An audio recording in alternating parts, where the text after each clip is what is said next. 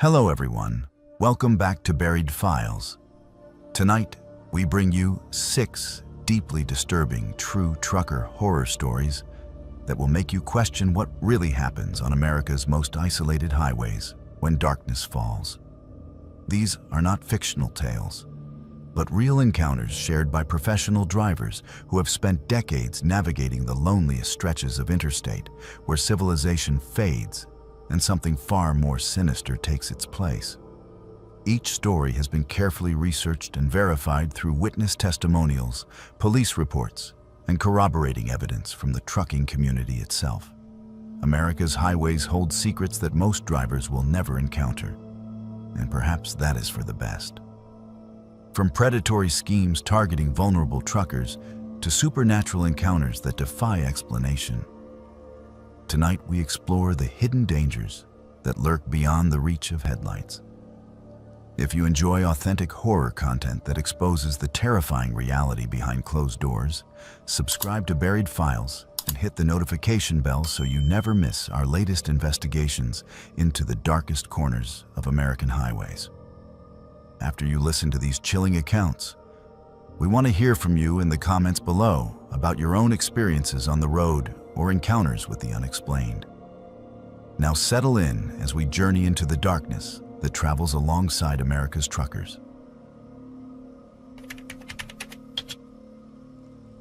I have been hauling freight across the mountain states for 18 years, and I thought I had seen every kind of scam, every type of roadside desperation, and every variation of human greed that the interstate could throw at me. I was wrong. What happened to me on that snow-covered stretch of Wyoming highway during the blizzard of February 2019 still haunts my sleep and makes me question every stranded motorist I pass. My name is Marcus Thompson, and I drive a Peterbilt 379 pulling a 53-foot refrigerated trailer for a logistics company based out of Denver. The run that night was supposed to be routine. I was hauling frozen goods from Salt Lake City to Billings, Montana, a route I had driven countless times before.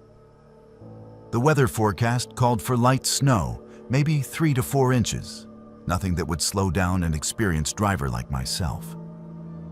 But Wyoming weather has a mind of its own, and by the time I hit the stretch between Rock Springs and Rawlins, the light snow had transformed into a full-blown blizzard. The wind was howling across the open plains, creating whiteout conditions that reduced visibility to maybe 50 feet on a good stretch.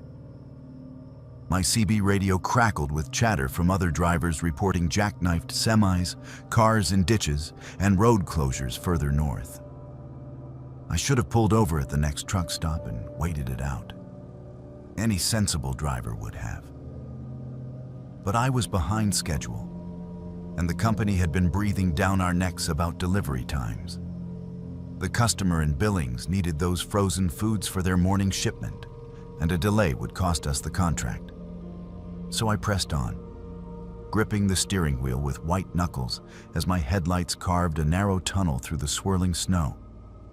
The highway was nearly deserted. Most smart people had found shelter hours ago, leaving only the foolish and the desperate to battle the elements. My truck crept along at 30 miles per hour, the engine working hard to maintain traction on the ice-slicked asphalt.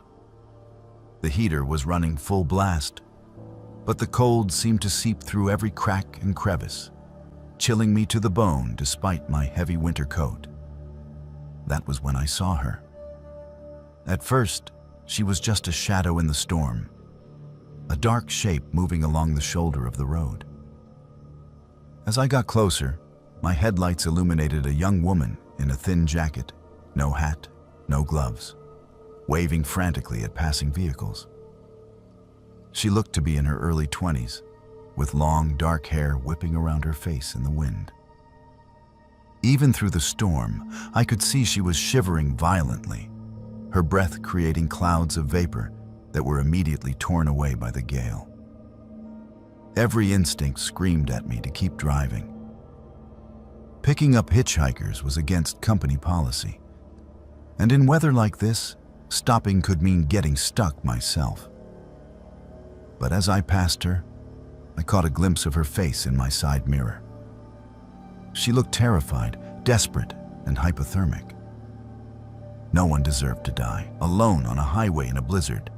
Company policy be damned. I pulled over about 100 yards ahead, hazard lights flashing, and watched in my mirrors as she stumbled through the snow toward my truck. She was moving slowly, her legs apparently stiff from cold, and I could see her struggling against the wind with each step. When she reached the passenger door, I leaned over and opened it from the inside. She practically fell into the cab, bringing a swirl of snow and frigid air with her. Up close, she looked even younger, maybe 19 or 20, with pale skin that had taken on a bluish tint from the cold. Her lips were purple, and her teeth were chattering so violently she could barely speak. "Thank you," she managed to gasp between chattering teeth. "Thank you so much. I thought I was going to die out there." I grabbed a spare blanket from behind my seat and wrapped it around her shoulders. "What the hell are you doing out here in this weather?" I asked, shifting the truck back into gear and pulling carefully onto the highway. "Where's your car?" She pulled the blanket tighter around herself and held her hands up to the heating vents. "It broke down about 5 miles back," she said, her voice still shaking. "The engine just died, and I couldn't get it started again. I've been walking for over an hour." "Why didn't you stay with the car? That's the first rule of winter survival. Never leave your vehicle." She shook her head, snowflakes still melting in her dark hair. "The heater stopped working when the engine died. I was getting so cold and no one was stopping. I figured if I walked, maybe I could find a gas station or flag down help." It made sense, I supposed, though it was still incredibly dangerous. Hypothermia could cloud judgment, make people do irrational things. I reached for my CB radio to call for assistance. "What's your name?" "I'll radio ahead to the state patrol, let them know about your car." "Sarah," she said quickly. "Sarah Miller. And thank you. But could we maybe wait until we get somewhere warm? I just want to get feeling back in my fingers first." Something about her response struck me as odd, but I attributed it to the stress of her situation. Hypothermia and shock could make anyone act strangely. I focused on the road ahead, fighting to keep the truck centered in the lane as crosswinds buffeted us from all sides. "Where are you headed?" I asked, making conversation to keep her alert. People with hypothermia could slip into unconsciousness if they got too comfortable. "Rollins," she said. "I have family there. They're expecting me." "Good. That's where I'm headed too. We should be there in about an hour if this weather doesn't get any worse." She nodded and settled back into the passenger seat, the blanket still wrapped tightly around her. For the next 20 minutes, we drove in relative silence, the only sounds being the rumble of the diesel engine, the whistle of wind around the cab, and the occasional squawk from the CB radio. That was when I noticed the headlights in my mirrors. At first, I thought it was just another truck or a snowplow catching up to us.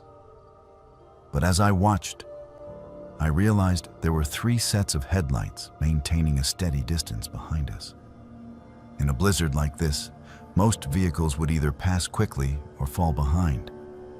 These were keeping pace, staying about a quarter-mile back, just visible through the storm.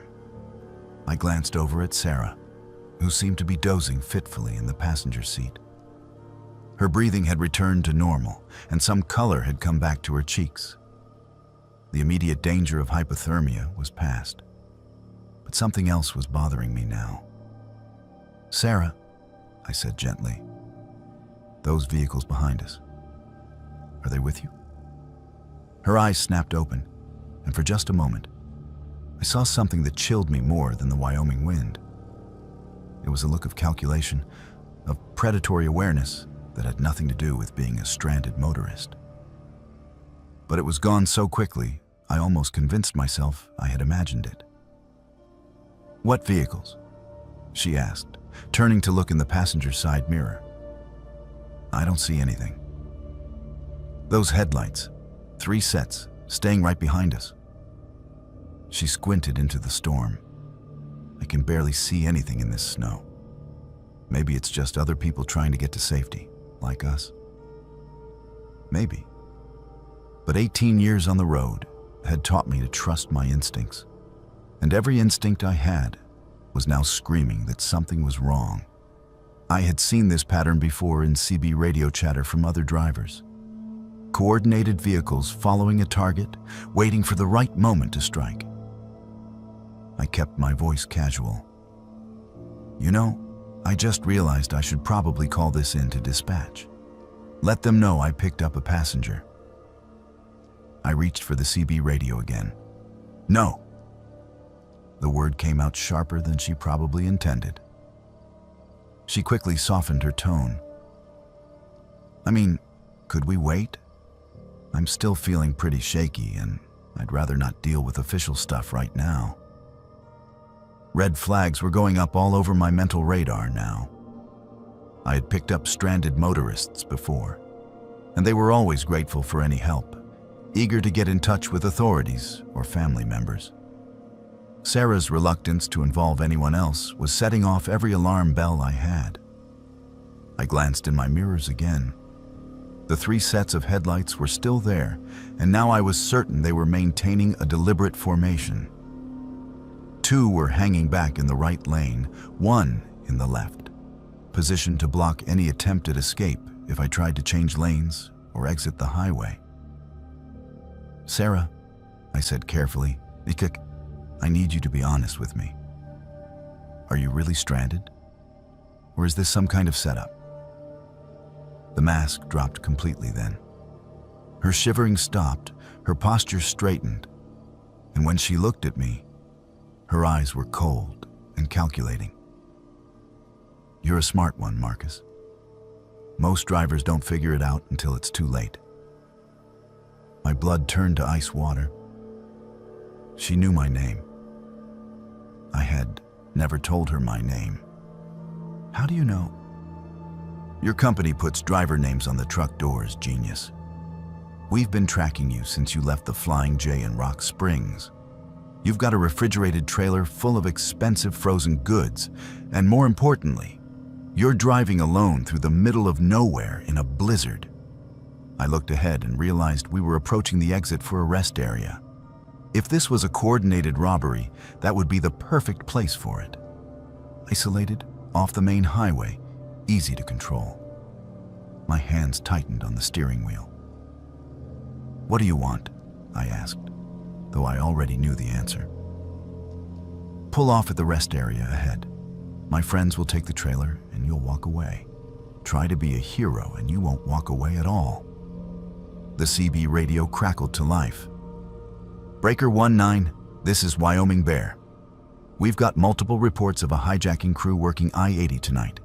3 vehicles working together, using a female decoy to flag down trucks. All drivers exercise extreme caution." Sarah's eyes narrowed. "Too bad you won't be able to respond to that warning." But I was already formulating a plan. The rest area was still 2 miles ahead, and I had one advantage she didn't know about. My truck was equipped with a silent alarm system that could alert law enforcement and my dispatch office with the push of a hidden button. I had installed it myself after hearing too many horror stories from other drivers. "You know," I said, trying to keep my voice steady, "you picked the wrong truck to mess with." "What's that supposed to mean?" Instead of answering, I pushed the hidden alarm button with my left hand while simultaneously flooring the accelerator with my right foot. The big Caterpillar engine roared to life, and the truck surged forward through the snow. Sarah was thrown back in her seat. "What are you doing? You'll get us both killed in this weather. Better than letting you and your friends kill me in that rest area." I grabbed the CB radio and keyed the microphone. "Mayday, Mayday. This is eastbound Peterbilt mile marker 184 on I-80. I have been hijacked by a female subject and 3 chase vehicles, requesting immediate assistance. The response was immediate. Peterbilt eastbound I-80. This is Wyoming State Patrol. We have units en route to your location. Can you maintain your current speed and direction? Affirmative. I'm going to try to make it to the truck stop in Rawlins. Sarah pulled a small pistol from inside her jacket. Pull over now, or I'll put a bullet in you. I looked in my mirrors. The 3 chase vehicles had accelerated as well, and were now closing the gap rapidly. They had been caught off guard by my sudden burst of speed, but they were recovering quickly. Go ahead and shoot, I said, surprised by the steadiness in my own voice. At this speed, in this weather, you'll kill us both when the truck crashes. Your friends back there won't get anything but a pile of scrap metal. She hesitated, and in that moment of uncertainty, I saw something that gave me hope. Flashing red and blue lights were approaching from ahead, barely visible through the storm, but getting brighter by the second. The Wyoming State Patrol had responded faster than I had dared hope. Sarah saw the lights too. Her face went pale, and she looked between me and the approaching police cars with growing panic. This isn't over, she snarled. Yeah, it is. The next few minutes were a blur of flashing lights, radio chatter, and controlled chaos. The State Patrol vehicles had set up a roadblock just past the rest area exit, and my 3 pursuers had no choice but to stop or crash. Sarah made one last desperate attempt to escape, opening the passenger door while the truck was still moving. But the combination of speed and snow made it impossible. By the time everything was sorted out, I learned that Sarah and her crew had been responsible for at least 6 truck hijackings over the past 3 months. They had stolen over $2 million worth of cargo and had seriously injured 2 drivers who had tried to resist. The most chilling part came when the State Patrol detective interviewed me at the truck stop in Rawlins. You're lucky you figured it out when you did, he said. The last driver who fell for their routine was found dead in his cab at that same rest area 3 weeks ago. They're not just thieves, Mr. Thompson. They're killers. I finished my run to Billings the next day, but I never forgot that night on the Wyoming highway. Every time I see a stranded motorist now, I call it into the authorities instead of stopping myself. The memory of Sarah's cold eyes and the calculating way she used my own compassion against me changed something fundamental about how I view the world. The highway is a dangerous place, and sometimes the greatest threats come not from the weather or mechanical failures, but from the darkness that lives in human hearts. Trust is a luxury that truck drivers can no longer afford, and that realization saddens me more than I can express. But I am alive to tell this story, and that is more than some drivers can say. You learn to trust your instincts out here, or you do not survive. That is the first lesson every trucker learns, usually the hard way.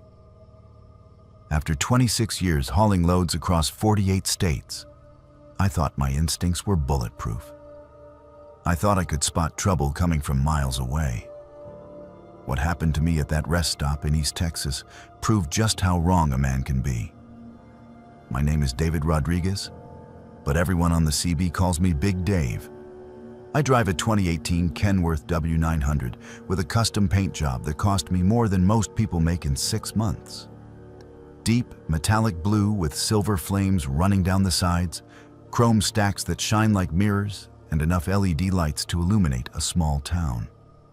Some drivers think I am showing off, but that truck is my pride and joy, my home away from home, and the tool of my trade all rolled into one.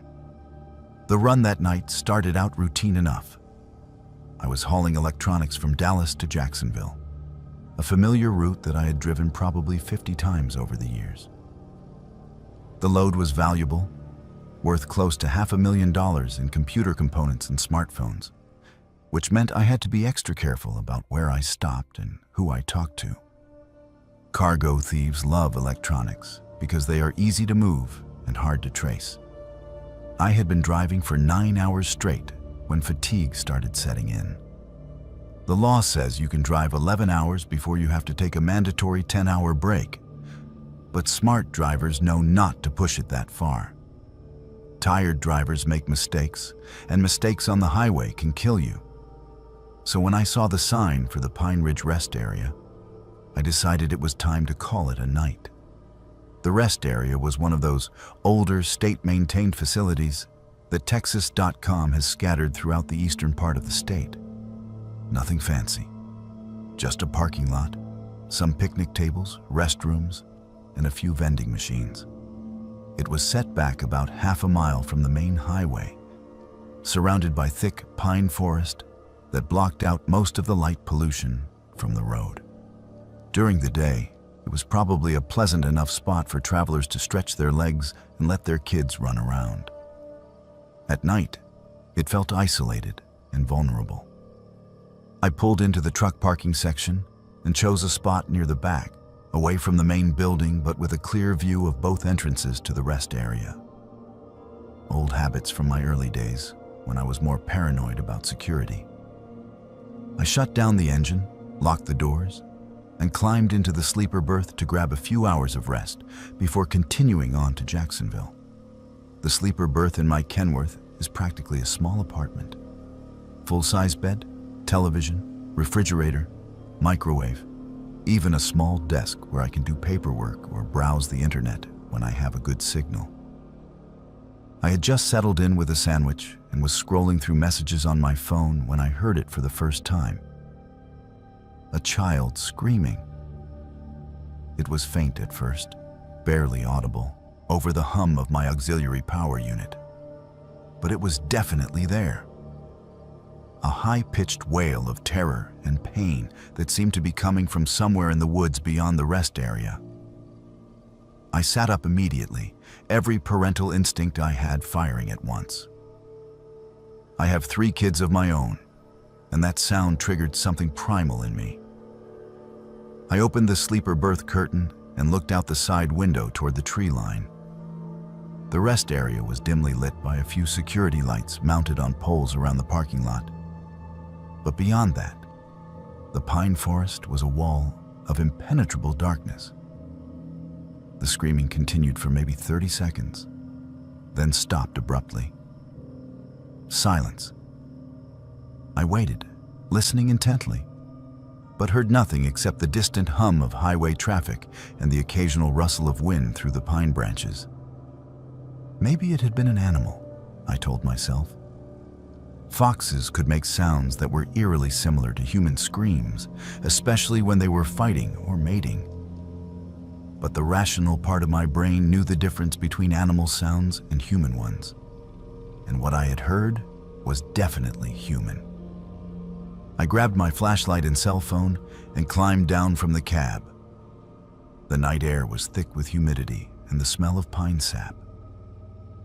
Texas in August is never comfortable, but there was something oppressive about the atmosphere that night, like the air itself was holding its breath. I walked toward the tree line, following the direction the screams had seemed to come from. My flashlight beam cut through the darkness, illuminating maybe 20 feet of forest at a time. Pine trees, undergrowth, nothing unusual. I called out, "Hello? Is someone out there? Do you need help?" No response. I walked a little deeper into the woods, sweeping my flashlight back and forth, looking for any sign of movement or distress. The forest floor was covered with a thick carpet of pine needles that muffled my footsteps, and every shadow seemed to hide potential threats. After about 10 minutes of searching, I was ready to give up and head back to my truck when I heard it again. The screaming. This time it was louder, more urgent, and it seemed to be coming from deeper in the woods. But there was something wrong with it. Something that made the hair on the back of my neck stand up. The scream was too consistent, too uniform. Real screams of terror vary in pitch and intensity as people run out of breath or their voices crack from strain. This sounded almost recorded. I stopped walking and listened more carefully. The scream continued for exactly 30 seconds, then cut off with an electronic click that was barely audible. Then, after a pause of maybe 10 seconds, it started again. Same pitch, same duration, same abrupt ending. It was recorded. Someone was playing a recording of a child screaming in the middle of the woods at a remote rest area at 2 o'clock in the morning. Every alarm bell in my head started going off at once. This was a trap.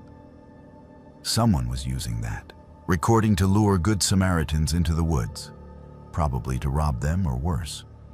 I had heard stories from other drivers about rest area predators, but I had never encountered one myself. I turned around and started walking quickly back toward the parking lot, my flashlight sweeping left and right to make sure no one was following me. The screaming continued behind me, that same 30-second loop playing over and over again. Whoever was running this operation was either very confident or very stupid to keep the recording going even after their intended victim had clearly figured out what was happening. I made it back to the parking lot and was heading for my truck when I noticed something that made my blood run cold. There was a man standing next to my Kenworth, looking up at the sleeper berth windows. He was tall and thin, wearing dark clothing that made him hard to see in the dim light. When he heard my footsteps, he turned toward me. "Hey there, driver," he called out in a friendly voice that did not match the predatory way he was moving. "You hear that screaming? Sounds like some kid is in trouble out there in the woods." I kept walking toward my truck, but I was already reaching for the can of bear spray I kept clipped to my belt. "Yeah, I heard it. Already called the cops. They should be here any minute." It was a lie, but I hoped it would make him back off. Instead, he smiled, and even in the dim light, I could see that it was not a pleasant expression. "That is funny," he said, taking a step closer to me, "because my buddy out there in the woods has been watching you for the past 15 minutes, and he says you never made any phone calls." That was when I saw the second man emerging from the shadows near the restroom building. He was shorter than the first one, but broader, built like a linebacker. He had something in his hand that caught the light as he moved. A knife, maybe, or a metal pipe. I was trapped between them, about 30 feet from my truck. The keys were in my pocket, but even if I could get to the cab and get the engine started, they would be on me before I could get moving. My only advantage was that I outweighed both of them by at least 50 pounds and had been in more than my share of fights during my younger, stupider days. "Look, fellas," I said, trying to keep my voice calm and reasonable. "I do not know what you are planning here, but it is not worth it. My load is just electronics. Insurance will cover whatever you take, and I will not even report it until tomorrow. Just take what you want and let me go." The tall one laughed. "Electronics? Brother, you think this is about cargo? You have got it all wrong." The short one had moved closer, circling around to cut off my escape route toward the rest area entrance. "We are not cargo thieves, driver. We are collectors." "Collectors?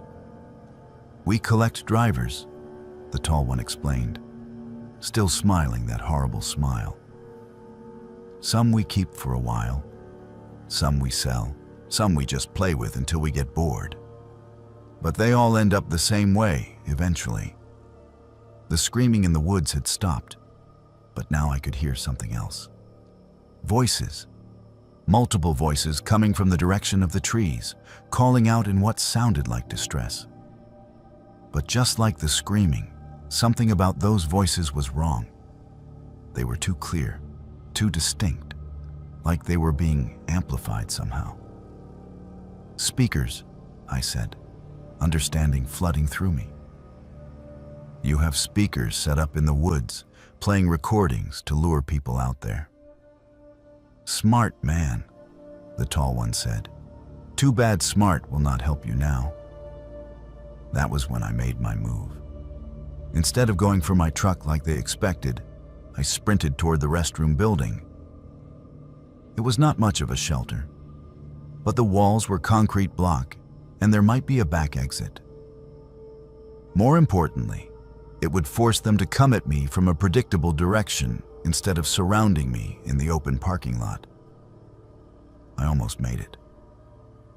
The short one was faster than he looked, and he tackled me about 10 feet from the building entrance. We went down hard on the asphalt, and I felt the skin scrape off my palms and elbows. But adrenaline is a hell of a drug, and I barely felt the pain. I rolled over and caught him with an uppercut that snapped his head back and sent him sprawling. The tall one was on me before I could get to my feet, swinging what looked like a tire iron at my head. I got my arm up just in time to block the blow, but the impact sent lightning bolts of pain up to my shoulder. He raised the tire iron for another swing, and I knew that this one would probably finish me. That was when the real screaming started. Not from speakers hidden in the woods, but from the tall man himself. He dropped the tire iron and clutched at his face, blood streaming between his fingers. Behind him, I could see a third figure, someone I had not noticed before. It was another trucker, a woman with graying hair and forearms like tree trunks. She was holding what looked like a modified cattle prod, sparks still dancing between the electrodes. Texas Ranger, she announced in a voice that carried the authority of someone used to being obeyed. Y'all gentlemen are under arrest.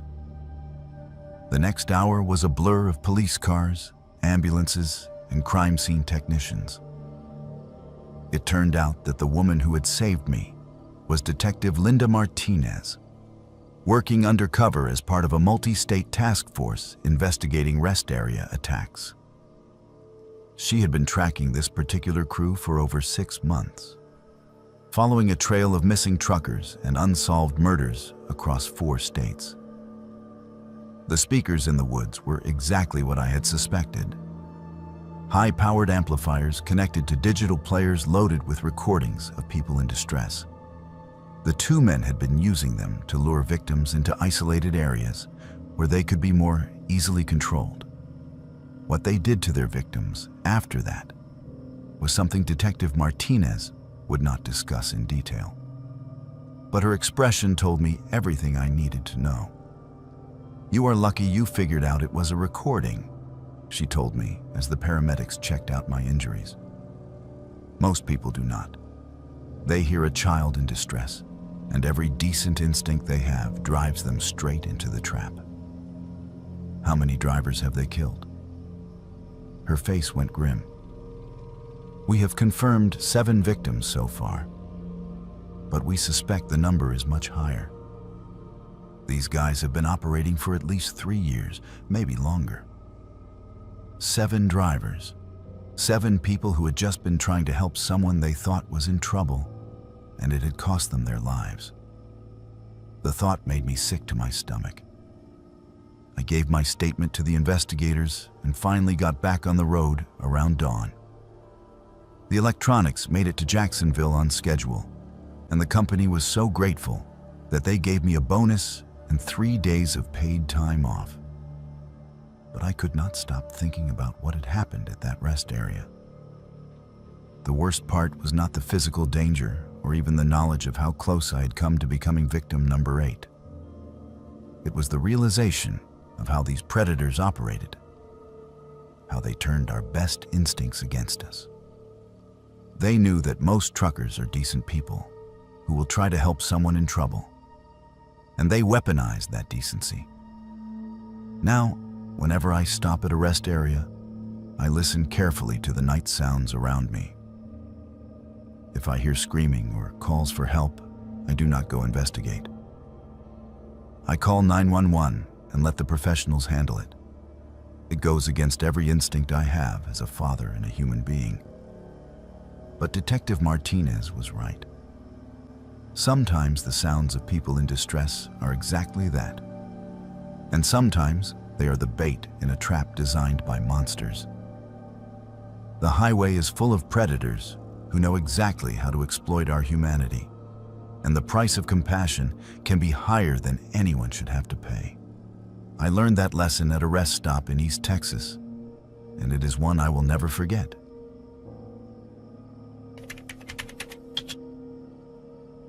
In 23 years of driving, I thought I had seen every kind of cargo. From live animals to hazardous chemicals, from precious artwork to military equipment. I had hauled everything from wedding dresses to coffins, and nothing had ever bothered me enough to lose sleep over it. I was wrong about that. What I discovered in the back of my refrigerated trailer during that cross-country run from Atlanta to Seattle still wakes me up in the middle of the night, sweating and checking the locks on my doors. My name is Patricia Williams, but everyone calls me Patty. I've been driving big rigs since I was 25 years old, back when women truckers were rare enough to cause stares at every truck stop. I started driving because my husband walked out on me and our 2 kids, leaving me with nothing but bills and a high school education. Trucking offered good money for someone willing to work hard and spend weeks away from home, so I got my CDL and never looked back. I drive a 2220 Freightliner Cascadia, pulling a 53-foot refrigerated trailer, and I specialize in temperature-controlled loads. Pharmaceuticals, frozen foods, flowers, anything that needs to stay cold during transport. It is more complicated than dry van work, but it pays better, and after 2 decades on the road, I can handle any temperature-sensitive cargo you throw at me. The load that changed everything came through my dispatcher on a Tuesday morning in October. The pickup was at a pharmaceutical distribution center just outside Atlanta, and the destination was a medical research facility in Seattle. The shipping papers listed the cargo as biological specimens with a required temperature of -20 degrees Fahrenheit. Nothing unusual about that. I had hauled similar loads dozens of times before. What was unusual was the security. When I arrived at the pickup facility, there were 3 men in dark suits waiting for me, and they insisted on supervising the entire loading process personally. They had federal identification, CDC badges that looked legitimate, and they spoke with the kind of authority that made you not want to ask too many questions. The loading took place in a secure warehouse bay with no windows. The cargo consisted of approximately 50 stainless steel containers, each about the size of a large cooler, labeled with biohazard symbols and serial numbers. Each container was sealed with what looked like medical tape and locked with heavy-duty padlocks. The suits refused to tell me exactly what was inside, citing national security and trade secrets. But they assured me it was completely safe as long as the containers remained sealed and frozen. "Whatever you do," one of them told me as I signed the paperwork, "do not open these containers under any circumstances. If there is any problem with temperature control or if any of the seals are broken, contact us immediately." He handed me a business card with nothing but a phone number on it. "This is a matter of national importance, Miss Williams.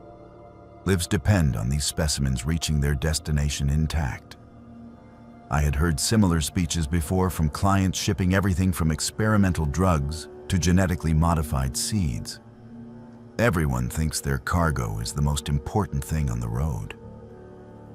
But there was something in his tone, something in the way all 3 men kept watching me, that made this feel different. More serious, more dangerous. The drive from Atlanta to Seattle normally takes about 42 hours of actual driving time, spread over 4 or 5 days with mandatory rest breaks. I plan to take my usual route through Birmingham, Little Rock, Oklahoma City, Amarillo, Albuquerque, Flagstaff, Las Vegas, and finally up through California and Oregon to Washington. It was a route I had driven probably 100 times, and I knew every truck stop, way station, and rest area along the way. For the first 2 days, everything went smoothly. The refrigeration unit maintained a steady minus 20 degrees, and the cargo remained secure and undisturbed. I made my scheduled stops, grabbed meals and showers, and logged my hours according to federal regulations. The only unusual thing was that twice I noticed the same black sedan following me at a distance, but I attributed that to coincidence or paranoia. It was on the third day, somewhere between Flagstaff and Las Vegas, that the refrigeration unit started acting up. I first noticed the problem when I stopped for fuel at a truck stop outside Kingman, Arizona. The temperature gauge on my dashboard was reading minus 15 instead of minus 20, and there was a yellow warning light indicating a possible compressor issue. 5 degrees might not sound like much, but when you are hauling temperature-critical cargo, even small variations can mean the difference between a successful delivery and a total loss. I called the emergency number the suits had given me, but it went straight to voicemail. I left a detailed message explaining the situation and continued driving, hoping the system would stabilize. But over the next 100 miles, the temperature continued to rise. Minus 10, minus 5, 0 degrees. The yellow warning light turned red, and I could hear the compressor cycling on and off erratically. By the time I reached Las Vegas, the trailer temperature was holding steady at 10 degrees above zero. Still well below freezing, but nowhere near the minus 20 the cargo required. I found a truck stop with a repair bay and had a mechanic take a look at the system. "Looks like your compressor is shot," he told me after an hour of diagnostics. "I can get you a replacement, but it will take at least 12 hours to get the part and install it. Maybe longer if we run into complications." 12 hours. The cargo had already been above its required temperature for 6 hours. Another 12 would mean 18 hours total, and I had no idea how long the biological specimens could survive those conditions. I tried the emergency number again. Still no answer. That was when I made the decision that I now wish I could take back. I decided to check the cargo myself. I backed the trailer up to the loading dock and opened the rear doors. The interior was still cold enough that my breath formed clouds in the air, but it was definitely warmer than it should have been. The stainless steel containers were arranged on pallets, just as they had been loaded in Atlanta. But something was different. Several of the containers had condensation on them, indicating temperature fluctuations. More troubling, I could see that some of the medical tape seals had started to come loose. Not completely torn, but peeling around the edges where moisture had compromised the adhesive. I knew I should not open any of the containers. The men in suits had been very clear about that. But I also knew that if the cargo was compromised, I needed to document the extent of the damage for insurance purposes. And if whatever was inside was truly dangerous, I needed to know what I was dealing with. I chose one of the containers with a partially loose seal and carefully removed the medical tape. The padlock was still secure, but I had bolt cutters in my toolkit for situations just like this. The lock snapped with a metallic crack that echoed through the trailer. I lifted the lid and immediately wished I had not. Inside the container, packed in what looked like dry ice, was a human torso. No head, no arms, no legs. Just a torso. Gray, white, and obviously frozen, with surgical incision marks along the chest and abdomen. There was a plastic tag attached to one of the incision sites with a number that matched the serial number on the outside of the container. I stumbled backward, my mind struggling to process what I was seeing. This was not biological specimens for medical research. This was human remains, body parts, transported without proper documentation or permits. And judging by the surgical precision of the cuts, these were not accident victims or natural deaths. My hands shaking, I opened another container. A pair of human arms, severed at the shoulders with the same surgical precision. Another plastic tag, another serial number. A third container held internal organs. Heart, liver, kidneys, all carefully preserved and labeled. A fourth contained human heads, 3 of them, with the eyes and mouths sewn shut with black thread. I had stumbled onto something horrific, something that went far beyond simple cargo theft or insurance fraud. Someone was using my truck to transport human remains, body parts, that had almost certainly been obtained through illegal means. And judging by the surgical quality of the dismemberment, whoever was doing this had medical training. I was about to call the police when I heard voices outside the trailer. The same voices I had heard back in Atlanta. The men in suits had found me. "Miss Williams," one of them, called out, "Step away from the cargo and come outside. We need to talk." I looked around the trailer desperately, searching for another exit. But there was only one way out, and they were blocking it. I could hear at least 3 different voices, maybe more. They knew I had seen the contents of the containers, and they were not going to let me walk away with that knowledge. "Miss Williams, we know you opened the containers. That was very unwise. Come outside so we can discuss your options." Options. That did not sound like they were planning to arrest me or call the authorities. That sounded like they were planning something much worse. I pulled out my cell phone and dialed 911, but there was no signal inside the metal trailer. I would have to get outside to make a call, and that meant walking into their trap. But staying inside was not an option either. They could simply wait me out, or worse. I grabbed the heaviest tool I could find in my kit, a large adjustable wrench, and moved toward the trailer doors. If I was going down, I was not going down without a fight. But when I looked outside, the loading dock was empty. No men in suits, no black sedan, nothing. Just the normal bustle of a busy truck stop at midday. Had I imagined the voices? Was the stress of discovering the body parts making me paranoid? I jumped down from the trailer and looked around cautiously. There were other drivers refueling their trucks, customers going in and out of the convenience store, mechanics working in the repair bays. Everything looked completely normal. Too normal. I walked around to the front of my truck and found a note tucked under the windshield wiper. It was typed on plain white paper with no letterhead or identifying marks. "Miss Williams, you have seen something you were not supposed to see. For your own safety and the safety of your family, you will complete this delivery as originally planned. You will not contact law enforcement. You will not discuss this cargo with anyone. When you reach Seattle, you will be given further instructions. Your cooperation ensures that this remains a business transaction rather than a personal matter." At the bottom of the note were 2 photographs. One showed my daughter coming out of her apartment in Phoenix. The other showed my son leaving his job at a construction company in Denver. Both photos had been taken recently, probably within the last few days. The message was clear: complete the delivery or my children would pay the price.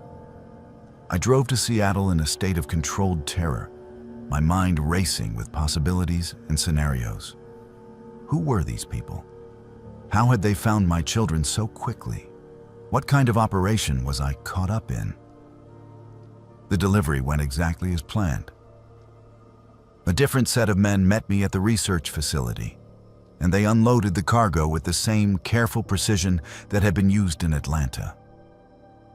They inspected every container, noted the few that I had opened, and made check marks on their clipboards. Thank you for your cooperation, Miss Williams. one of them said as I prepared to leave. Your discretion in this matter is appreciated. You will find a performance bonus has been added to your payment. And that was it. I drove home to my base in Oklahoma, collected my pay, and tried to pretend that the whole thing had been a nightmare.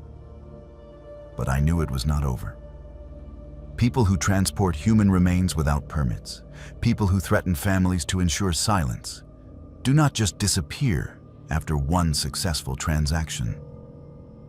6 months later, I received another call from the same dispatcher.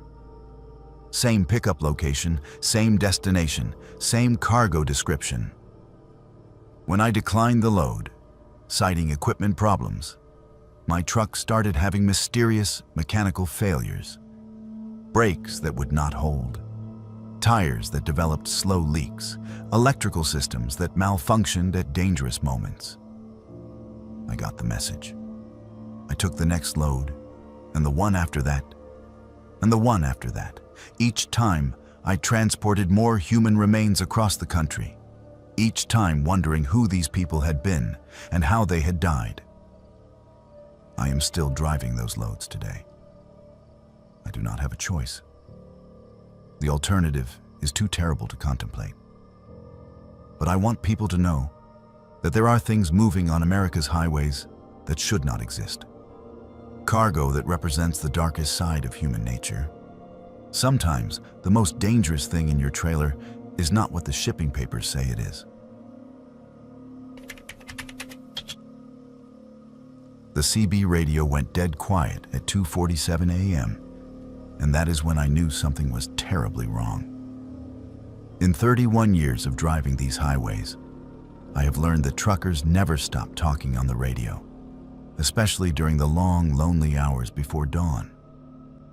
We tell jokes, share road conditions, warn each other about speed traps and way stations. The CB chatter is our lifeline, our connection to humanity when we are alone in the dark with nothing but miles of empty asphalt stretching ahead of us. But that night, as I was driving eastbound on Interstate 94 through the desolate stretch of Montana between Billings and Miles City, the radio fell completely silent. Not just quiet, but dead silent. Like every trucker within a 100-mile radius had suddenly vanished or stopped breathing. My name is James Mitchell, and I have been hauling freight across the northern states since I was 22 years old. I drive a 2017 Kenworth T680 with a sleeper cab, pulling whatever loads my dispatcher can find. Grain from North Dakota, lumber from Minnesota, manufactured goods from Chicago back to the West Coast. It is not glamorous work, but it pays the bills and gives me the freedom to be my own boss on the road. That particular run started in Fargo, North Dakota, where I had picked up a load of agricultural equipment bound for a farming cooperative in Spokane, Washington. Heavy machinery, combines and tractors, nothing unusual or particularly valuable. The kind of load that insurance companies do not worry about and cargo thieves usually ignore. The weather was typical for late October in Montana. Clear skies, no precipitation, but cold enough that I could see my breath when I stepped out of the cab. The forecast called for possible fog later in the night as the temperature dropped, but nothing that would slow down an experienced driver. I had been on the road for about 6 hours when I stopped for fuel and a meal at a truck stop outside Billings. The place was busy, probably 15 or 20 other trucks parked in the lot. Drivers grabbing showers, catching up on sleep, or just stretching their legs before continuing their runs. Normal truck stop atmosphere, familiar faces, and friendly conversations. That was where I first heard mention of the Phantom Convoy. I was sitting at the counter in the restaurant, working on a plate of meatloaf and mashed potatoes, when an older driver at the next stool started talking to the waitress about something strange he had seen the night before. "Damnedest thing I ever witnessed," he was saying, shaking his head as he stirred sugar into his coffee. I was running eastbound on this same stretch of 94, maybe 2 in the morning, when I saw them in my mirrors. 3 trucks running together, no lights except their running lights, keeping perfect formation about a quarter mile behind me. The waitress, a woman in her 50s, who had probably heard every trucker story ever told, raised an eyebrow. No headlights. How? Were they seeing the road? That is the thing, the driver continued. It was clear as day, full moon, but still. You do not run dark like that unless you're up to something illegal. So I got on the CB, tried to raise them, see what their story was. Nothing. Dead silence, like they were not even there. Maybe they had their radios turned off, the waitress suggested. The driver shook his head. No, that is not the weird part. The weird part is, when I slowed down to let them pass, they slowed down too. When I sped up, they matched my speed exactly, always staying that same distance behind me, like they were tethered to my truck somehow. He took a long sip of his coffee before continuing. Finally, I pulled off at a rest area, figured I would get a look at them when they passed. But they never did. I sat there for 20 minutes, watched the highway, and never saw those 3 trucks go by. It was like they just disappeared into thin air. I listened to this story with the kind of polite skepticism that experienced drivers develop over the years. Every truck stop has its share of tall tales and urban legends, stories that grow more elaborate with each telling. Phantom hitchhikers, mysterious lights in the sky, trucks that appear and disappear without explanation.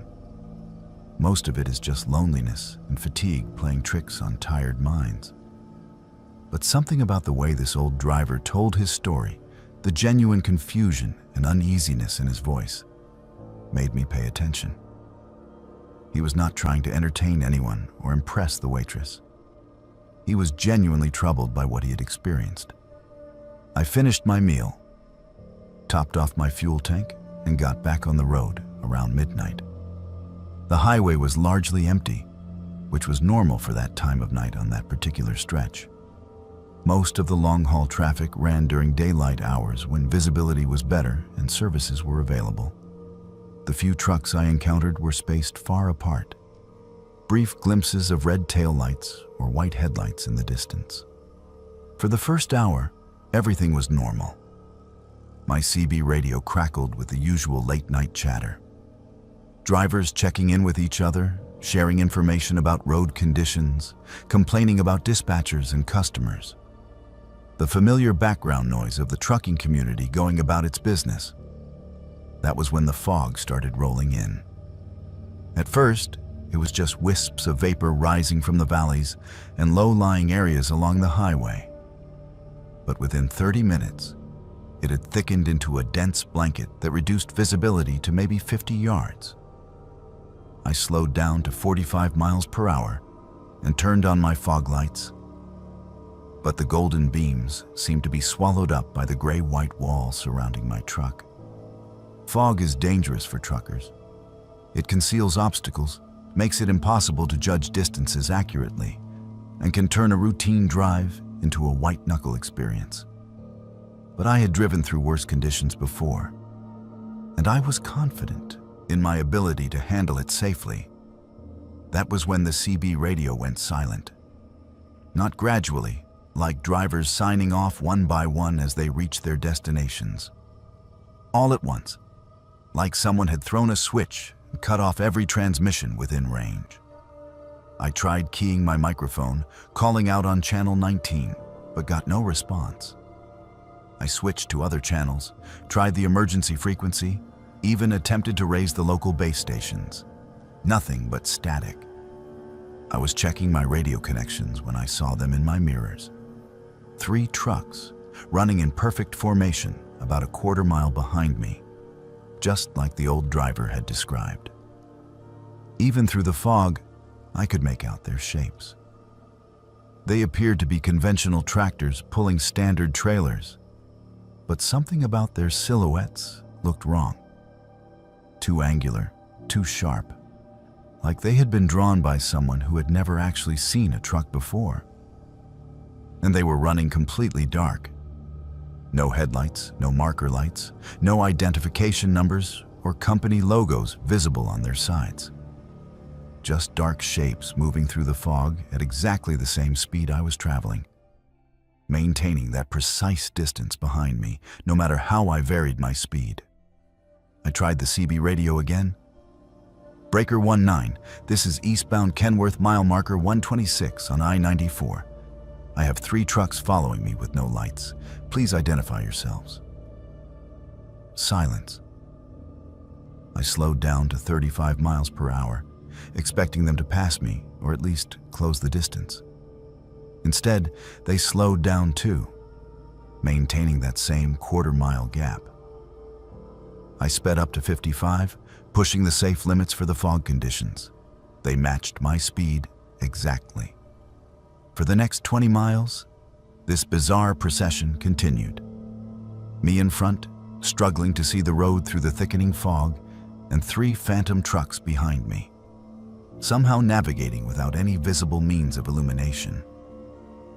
Every few minutes, I would try the CB radio again, hoping to reach someone, anyone, who could explain what was happening.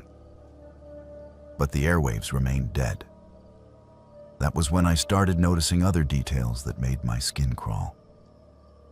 The trucks behind me were not leaving tire tracks in the thin layer of moisture that had accumulated on the asphalt. I could see my own tracks clearly in my side mirrors, dark lines following the path of my tires. But behind them, the road surface looked undisturbed, as if the 3 trucks were floating just above the pavement. More unsettling, they cast no shadows. Even in the fog, with my running lights and reflectors creating pools of illumination, objects cast shadows. But these trucks seemed to absorb light rather than reflect it. Dark voids moving through the gray landscape like holes cut out of reality itself. I was beginning to seriously question my sanity when I saw the exit sign for a rest area 5 miles ahead. I decided to pull off and see what would happen. If these were real trucks with real drivers, they would have to either pass me or follow me into the rest area. If they were some kind of hallucination brought on by fatigue and stress, stopping for a break might clear my head. I took the exit slowly, watching my mirrors constantly. The 3 trucks followed me down the off-ramp, maintaining their formation and distance. But as I pulled into the rest area parking lot, something impossible happened. They kept going, not past the rest area on the highway, but straight through it. I watched in my mirrors as all 3 trucks drove directly through the parking lot, through the building, through the trees on the far side, and disappeared into the fog beyond. No change in speed, no deviation from their path, just a smooth, uninterrupted journey through solid objects as if they were not there. I sat in my truck for almost an hour, engine running, heater on full blast, trying to process what I had just witnessed. Every rational part of my mind insisted that I had imagined it, that the fog and isolation had played tricks on my perception. But I knew what I had seen, and I knew it was not normal.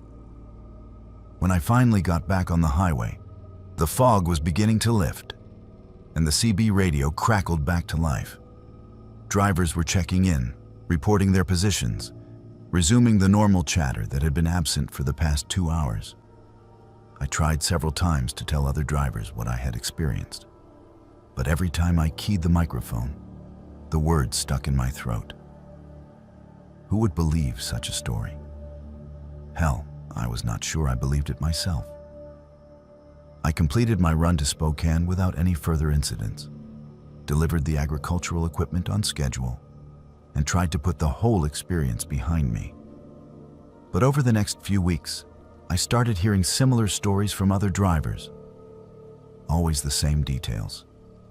3 trucks running dark, perfect formation, following other vehicles through remote stretches of highway, then disappearing without explanation. The stories were always from the same general area, that desolate stretch of Montana between Billings and the North Dakota border. And they were always during fog conditions, always in the early morning hours, always when the CB radio went mysteriously silent. I started avoiding that route when possible, taking longer paths through Wyoming or South Dakota to reach my destinations. But the trucking industry is small, and sometimes you do not have a choice about which roads you take. 3 months later, I found myself on that same stretch of I-94, hauling a load of electronics from Minneapolis to Seattle. It was a clear night, no fog, and I was feeling confident that whatever I had experienced before was a one-time occurrence. The CB radio was active with normal traffic, and I was making good time. But at exactly 2:47 a.m., the radio went silent again.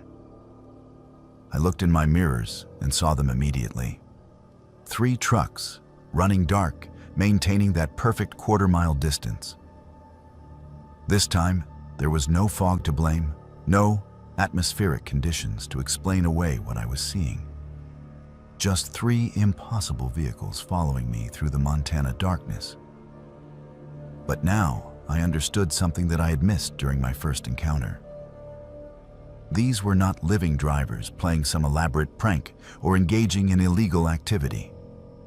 These were the ghosts of truckers who had died on this stretch of highway, condemned to drive the same route for eternity.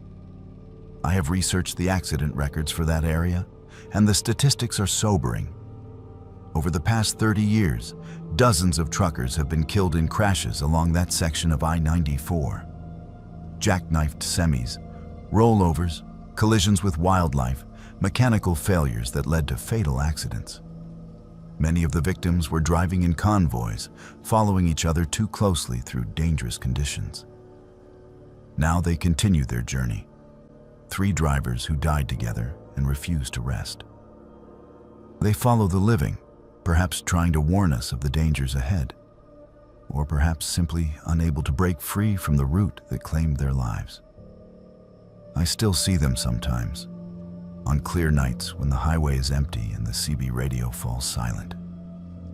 3 phantom trucks in my mirrors, forever following, forever traveling a road that leads nowhere but deeper into the darkness. And every time I see them, I remember that the highway is more than just asphalt and steel. It is a repository of memories, a graveyard of dreams, and sometimes a prison for the dead who cannot let go. The road never forgets, and neither do those who died on it. After 30 years on the road, you develop a 6th sense about people. You learn to read body language, to spot trouble before it spots you, to trust your instincts when something feels wrong. That ability has saved my life more times than I can count. But it failed me completely at a truck stop outside Montgomery, Alabama, on a humid night in July that I will never forget. My name is Anthony Kowalski, but everyone calls me Tony. I have been driving long-haul routes across the southeastern states since I was 23 years old. Back when CB radios were the only way to communicate with other drivers, and truck stops were small family-owned operations that knew every regular customer by name.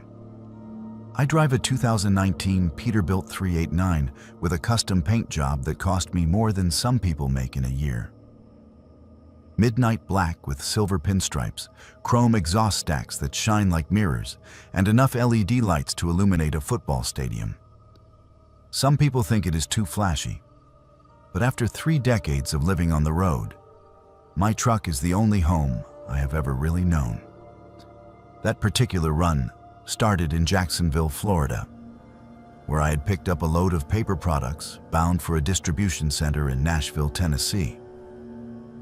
It was routine cargo, nothing valuable enough to attract cargo thieves, and the route was one I had driven probably 50 times over the years. Familiar truck stops, predictable traffic patterns, no surprises expected. I had been driving for about 8 hours when I stopped for fuel at the Dixie Travel Plaza, a mid-sized truck stop about 30 miles south of Montgomery. The place had been there for at least 15 years, and I had stopped there dozens of times before. Clean restrooms, decent food, and a repair shop that could handle most mechanical problems. The kind of establishment that long-haul drivers depend on. The fuel islands were busy, which was normal for that time of evening. Drivers were topping off their tanks, grabbing showers, and settling in for mandatory rest periods. I pulled up to pump number 7 and started the refueling process, a routine I had performed thousands of times before. That was when I met Eddie. He appeared beside my truck while I was cleaning my windshield, a thin man in his 40s wearing greasy coveralls and a friendly smile. He had the kind of face that blended into crowds, unremarkable except for his eyes, which seemed to take in every detail of my truck and equipment.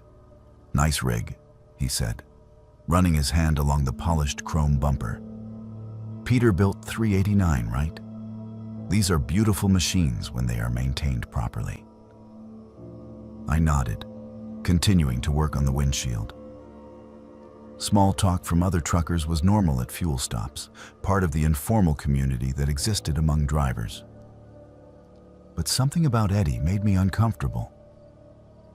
Maybe it was the way his eyes lingered on the expensive chrome accessories, calculating their value. Maybe it was how he stood just a little too close, invading my personal space in a way that experienced drivers usually avoided. "You haul this route regular?" he asked, leaning against the fuel pump. "I work in the repair shop here, and I swear I have seen this truck before." "Yeah, I come through here every few weeks," I replied, finishing the windshield and moving to check my tire pressure. "Good stop. Never had any problems." Eddie smiled, but it did not reach his eyes. "That is what we like to hear. Customer satisfaction is our top priority." He paused, seeming to study my face. "You know, I was just thinking. That front tire looks a little low to me. Maybe you should bring the truck around to the shop. Let me take a proper look. No charge for the inspection." I glanced at the tire he was indicating. It looked fine to me, holding pressure normally with no visible wear or damage. But Eddie was the professional mechanic, and tire problems could be dangerous at highway speeds. Against my better judgment, I agreed to let him take a look. "Great," he said, his smile widening. "Just pull around to bay number 3. I will meet you there in a few minutes." I finished fueling, paid for the diesel, and drove around to the repair shop. Bay number 3 was at the far end of the building, separated from the main truck stop by a row of empty trailers and construction equipment. The area was poorly lit, with only a few security lights casting long shadows across the cracked asphalt. Eddie was waiting for me, along with another man I had not seen before. This second man was larger, built like a linebacker, with arms covered in tattoos and the kind of dead eyes that I had learned to associate with serious trouble. He was holding what looked like a heavy wrench, but the way he gripped it suggested it was not intended for mechanical work. "Just pull right up here," Eddie called out, waving me forward. "We will have you back on the road in no time." Every alarm bell in my head started going off at once. The isolated location, the second man with the weapon, the overly friendly mechanic who had been asking too many questions about my route and schedule. This was not a tire inspection. This was a setup. I stopped the truck about 20 feet from the bay and set the air brakes, but I kept the engine running. "Actually," I called through the driver's side window, "the tire looks fine to me now. I think I will just head on down the road." Eddie's friendly mask slipped for just a moment, revealing something cold and predatory underneath. "Come on, friend. You're already here? Let me at least take a quick look." Professional courtesy. The big man with the wrench had moved to block the exit from the bay area.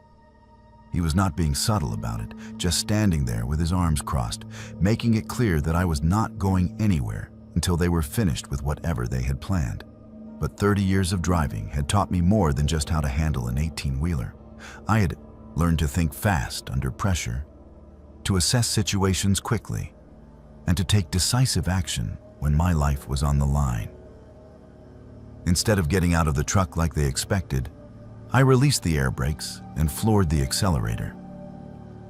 The big Caterpillar engine roared to life, and 40 tons of truck and trailer lurched forward toward the exit. The big man dove out of the way just in time to avoid being crushed, rolling across the asphalt and shouting curses. Eddie was screaming something behind me, but I could not make out the words over the sound of the engine. I did not care what he was saying. I just wanted to put as much distance as possible between myself and that truck stop. I made it about 5 miles down the highway before I pulled over and called the police. When I explained what had happened, the dispatcher told me that they had been investigating a string of attacks on truck drivers in that area. Drivers who had stopped for fuel or repairs and then disappeared.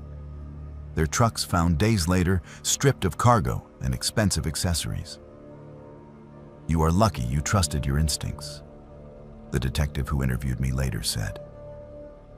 Eddie Morrison has been running that operation for at least 2 years. We think he and his partner have killed at least 6 drivers, maybe more. 6 drivers.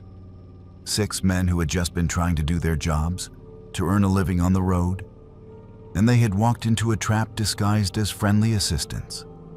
The thought made me sick to my stomach. The investigation revealed that Eddie had been working at the truck stop legitimately for several months, establishing a cover identity and identifying potential victims. He would target drivers with expensive trucks or valuable cargo, lure them to the isolated repair bay, and then he and his partner would rob and kill them. The bodies were disposed of in a remote swamp about 50 miles away, while the trucks were taken to a chop shop and stripped for parts. Eddie Morrison was eventually sentenced to death for his crimes. His partner, a man named Dale Hutchins, received life in prison without the possibility of parole. The truck stop was sold to new owners who completely renovated the facility and hired an entirely new staff. But the damage was done. Every time I pull into a truck stop now, I remember Eddie's friendly smile and calculating eyes. I remember how close I came to becoming just another statistic, another driver who trusted the wrong person at the wrong time. The highway is full of predators who know exactly how to exploit the trust that exists in the trucking community. They know that drivers are more likely to help each other, to accept offers of assistance from people wearing mechanics' coveralls or truck stop uniforms. They weaponize our professional courtesy and use it against us. I still stop at truck stops, of course. I have to. But I am more careful now, more suspicious of unsolicited offers to help, more aware of my surroundings when I am in isolated areas. The paranoia is exhausting, but it is the price of survival on America's highways. Eddie Morrison taught me that the most dangerous predators are not the ones who look threatening. They are the ones who look helpful, who offer exactly what you need at exactly the right moment. They are the ones who smile while they are planning to kill you.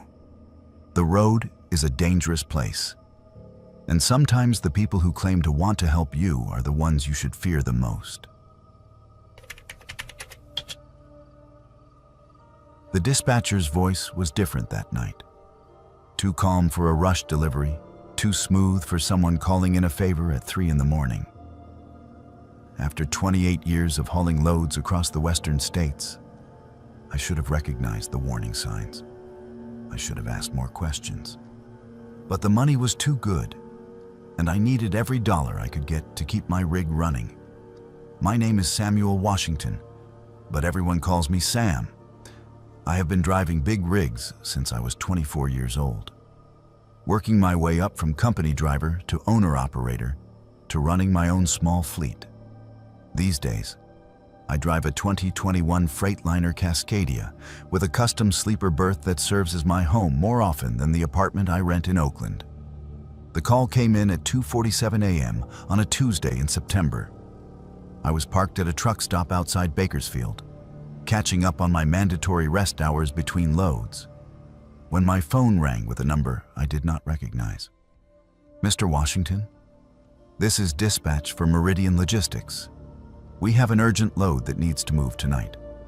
Are you available for immediate pickup?" Meridian Logistics was a company I had never heard of, but that was not unusual in the trucking industry. Freight brokers and logistics companies appeared and disappeared constantly, and most legitimate drivers worked with dozens of different companies over the course of a year. "What kind of load?" I asked, sitting up in my sleeper berth and reaching for my logbook. "And what's the rate?" "Specialized cargo, temperature controlled. Pickup in Riverside with delivery to a research facility outside Las Vegas. The rate is $8,000 for a same-day delivery." $8,000 for a 400-mile run was more than double the normal rate for that route. In trucking, when someone offers that kind of money for a routine haul, there is usually something wrong with the cargo, the customer, or the situation. But I had truck payments due and my insurance premium was coming up, so I agreed to take the load. "Great," the dispatcher said. "The pickup address is 1247 Industrial Boulevard in Riverside. Ask for Mr. Chen at the loading dock. He will have all the paperwork ready." The address led me to an unmarked warehouse in an industrial district that looked like it had seen better days. No company signs, no loading dock numbers, just a plain metal building surrounded by a chain-link fence topped with razor wire. The kind of place that processed cargo but did not want anyone to know what kind. Mr. Chen was waiting for me at the loading dock, along with two other men in matching gray coveralls. They moved with military precision, checking my identification, inspecting my trailer, and supervising the loading process with an attention to detail that seemed excessive for whatever I was hauling. The cargo consisted of 12 large containers, each about the size of a refrigerator, marked only with alphanumeric codes and biohazard symbols. They were sealed with what looked like military-grade locks and connected to a sophisticated temperature control system that maintained a steady 38 degrees Fahrenheit. "What exactly am I hauling?" I asked Mr. Chen as we completed the paperwork. "Biological specimens," he replied without looking up from his clipboard.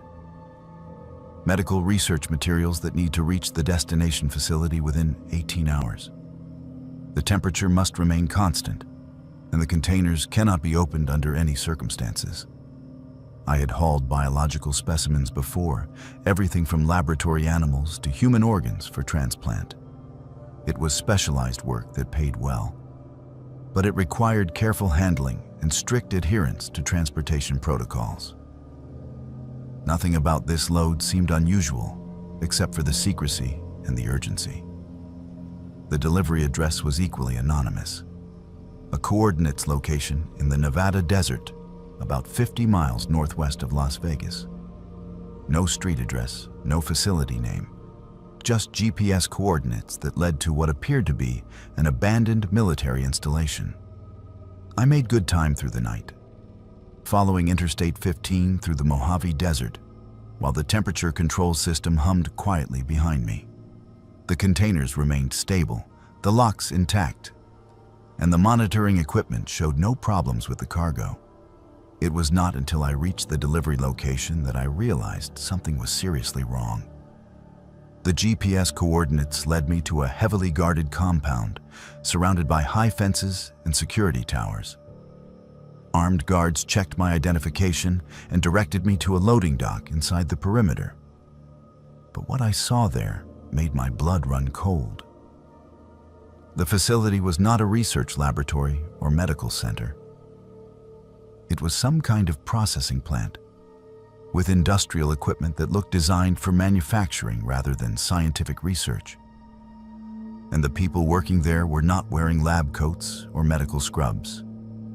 They were wearing robes, long dark robes with symbols embroidered on the chest, moving between the machinery with ritualistic precision. Some were chanting in a language I did not recognize, while others arranged objects on what looked like altars positioned throughout the facility. I wanted to turn around and leave, but armed guards had positioned themselves around my truck, making it clear that departure was not an option. The unloading process began immediately, with robed figures carefully removing each container from my trailer and carrying it to different stations within the facility. That was when I saw what they were doing with the cargo.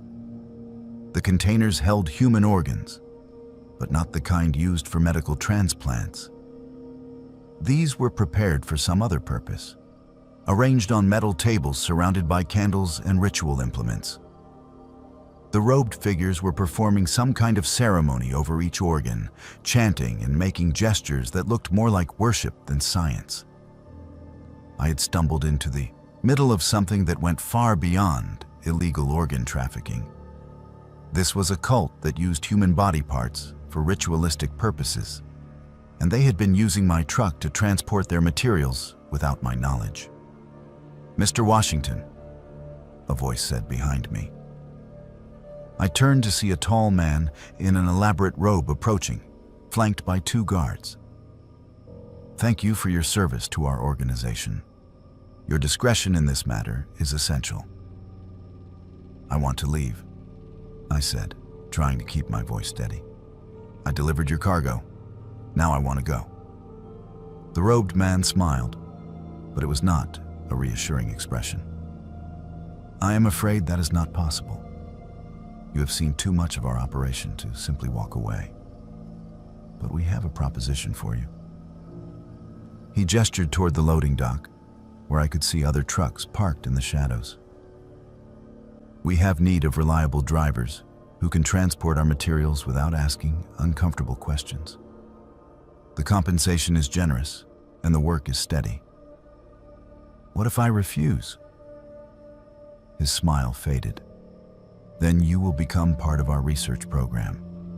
Your organs are in excellent condition for someone your age." The threat was clear: join their operation or become their next victim. I looked around the facility, counting guards and exit routes, trying to calculate my chances of escape. But there were too many armed men, too many obstacles between me and freedom. "What exactly would I be hauling?" I asked, buying time while I considered my options. "Biological materials, as tonight. Sometimes from hospitals and morgues that cooperate with our research. Sometimes from more informal sources. The origin of the specimens is not your concern. Your job is simply transportation." He was describing a network of organ theft and ritual murder that stretched across multiple states, using legitimate trucking companies and unwitting drivers to move their materials. And now they wanted me to become a willing participant in their operation. That was when I made the decision that probably saved my life. Instead of refusing outright or trying to argue, I pretended to consider their offer seriously. "The money would have to be substantial," I said, "and I would need guarantees about my safety and the safety of my equipment." The robed man nodded approvingly. "Of course. We are reasonable people, Mr. Washington. We understand that this arrangement must be mutually beneficial." Over the next hour, he outlined the details of their operation, while I memorized every piece of information I could gather. Names, locations, schedules, the scope of their activities. They had corrupted employees at hospitals and medical facilities across 6 states, stealing organs and bodies that were supposed to be cremated or buried. The ritual purpose of these materials was something I did not want to understand, but it clearly involved human sacrifice on a scale that defied comprehension. When they finally released me with instructions to await their next call, I drove straight to the nearest FBI field office and reported everything I had witnessed. The investigation that followed lasted 18 months and resulted in the arrest of over 60 people involved in what prosecutors called the largest ritual murder conspiracy in American history. The facility in Nevada was raided 3 days after my report, but the leaders of the cult had already disappeared. Some of the lower-level participants were convicted and sentenced to life in prison, but the core organizers were never found. I learned later that they had been using dozens of drivers like me, truckers who thought they were hauling legitimate medical cargo, but were actually transporting materials for ritual murder. Most of the other drivers never discovered the truth about their loads, but a few who asked too many questions or witnessed too much simply disappeared. The trucking company that had originally hired me, Meridian Logistics, turned out to be a front operation run by the cult to recruit unwitting drivers. The real dispatcher I had spoken to was one of their members, using a fake identity and stolen credentials to access the freight networks that legitimate truckers depend on. I still drive the highways of the American West, but I am much more careful about the loads I accept and the companies I work with. I verify credentials, research unfamiliar clients, and trust my instincts when something feels wrong. The money is never worth your life, and the cargo is never worth your soul. Sometimes the most dangerous freight is the kind you never suspect, delivered to places that should not exist, for purposes that defy human decency. The highway connects more than just cities and states. Sometimes it connects the living world to something much darker. Hello everyone, welcome back to Buried Files. Tonight we return with another collection of disturbing accounts that have been carefully documented and preserved from the darkest corners of Oregon. In this episode, we will journey through 6 harrowing tales of human encounters with forces that defy explanation.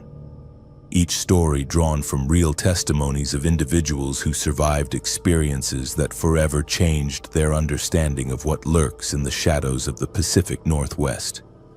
From Forest Service rangers to coastal patrol officers, from urban explorers to farm workers, these witnesses have come forward to share their most terrifying encounters with phenomena that exist beyond the boundaries of conventional understanding.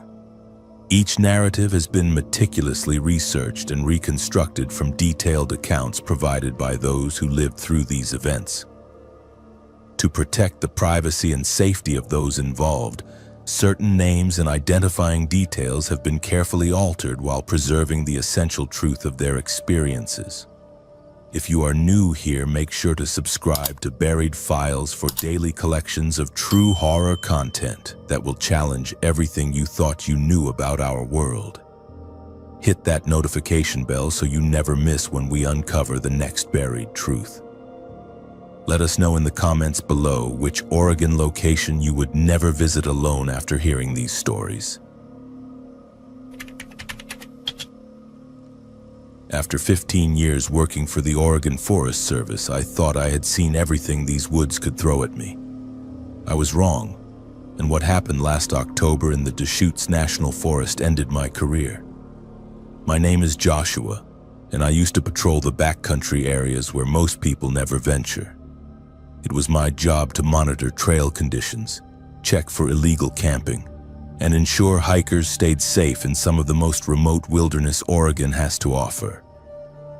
I loved that job more than anything in my life, which makes what I am about to tell you that much harder to accept. The incident happened during what should have been a routine patrol of the Three Sisters Wilderness area. I had been assigned to check a section of trail that had been closed to the public for 3 months due to reported landslide damage. The area was about 12 miles from the nearest road, accessible only on foot through dense pine and fir forest that stretched for miles in every direction. I had hiked this particular section dozens of times over the years, and I knew every landmark, every stream crossing, and every potential hazard along the way. That morning started like any other. I loaded my pack with the usual gear, emergency supplies, radio equipment, and my service weapon. The weather forecast called for clear skies and moderate temperatures, perfect conditions for a long day hike into the wilderness. I signed out at the ranger station at 6:30 in the morning and began the trek to the closed trail section. The first few hours passed without incident as I made my way along familiar paths, documenting trail conditions and taking photographs of areas that would need maintenance attention. The trouble started around 11 in the morning when I reached the section that had reportedly suffered landslide damage. According to the incident report filed 3 months earlier, a massive rock slide had completely blocked the trail, making it impassable for hikers. But when I arrived at the coordinates listed in the report, I found the trail completely clear. There was no evidence of any rock slide, no debris, no damaged trees, nothing that would suggest any kind of geological event had occurred in the area. The trail looked exactly as it had during my last patrol 6 months earlier. I spent nearly an hour examining the area, taking photographs and measurements to document what I was seeing. According to my GPS unit, I was definitely in the right location.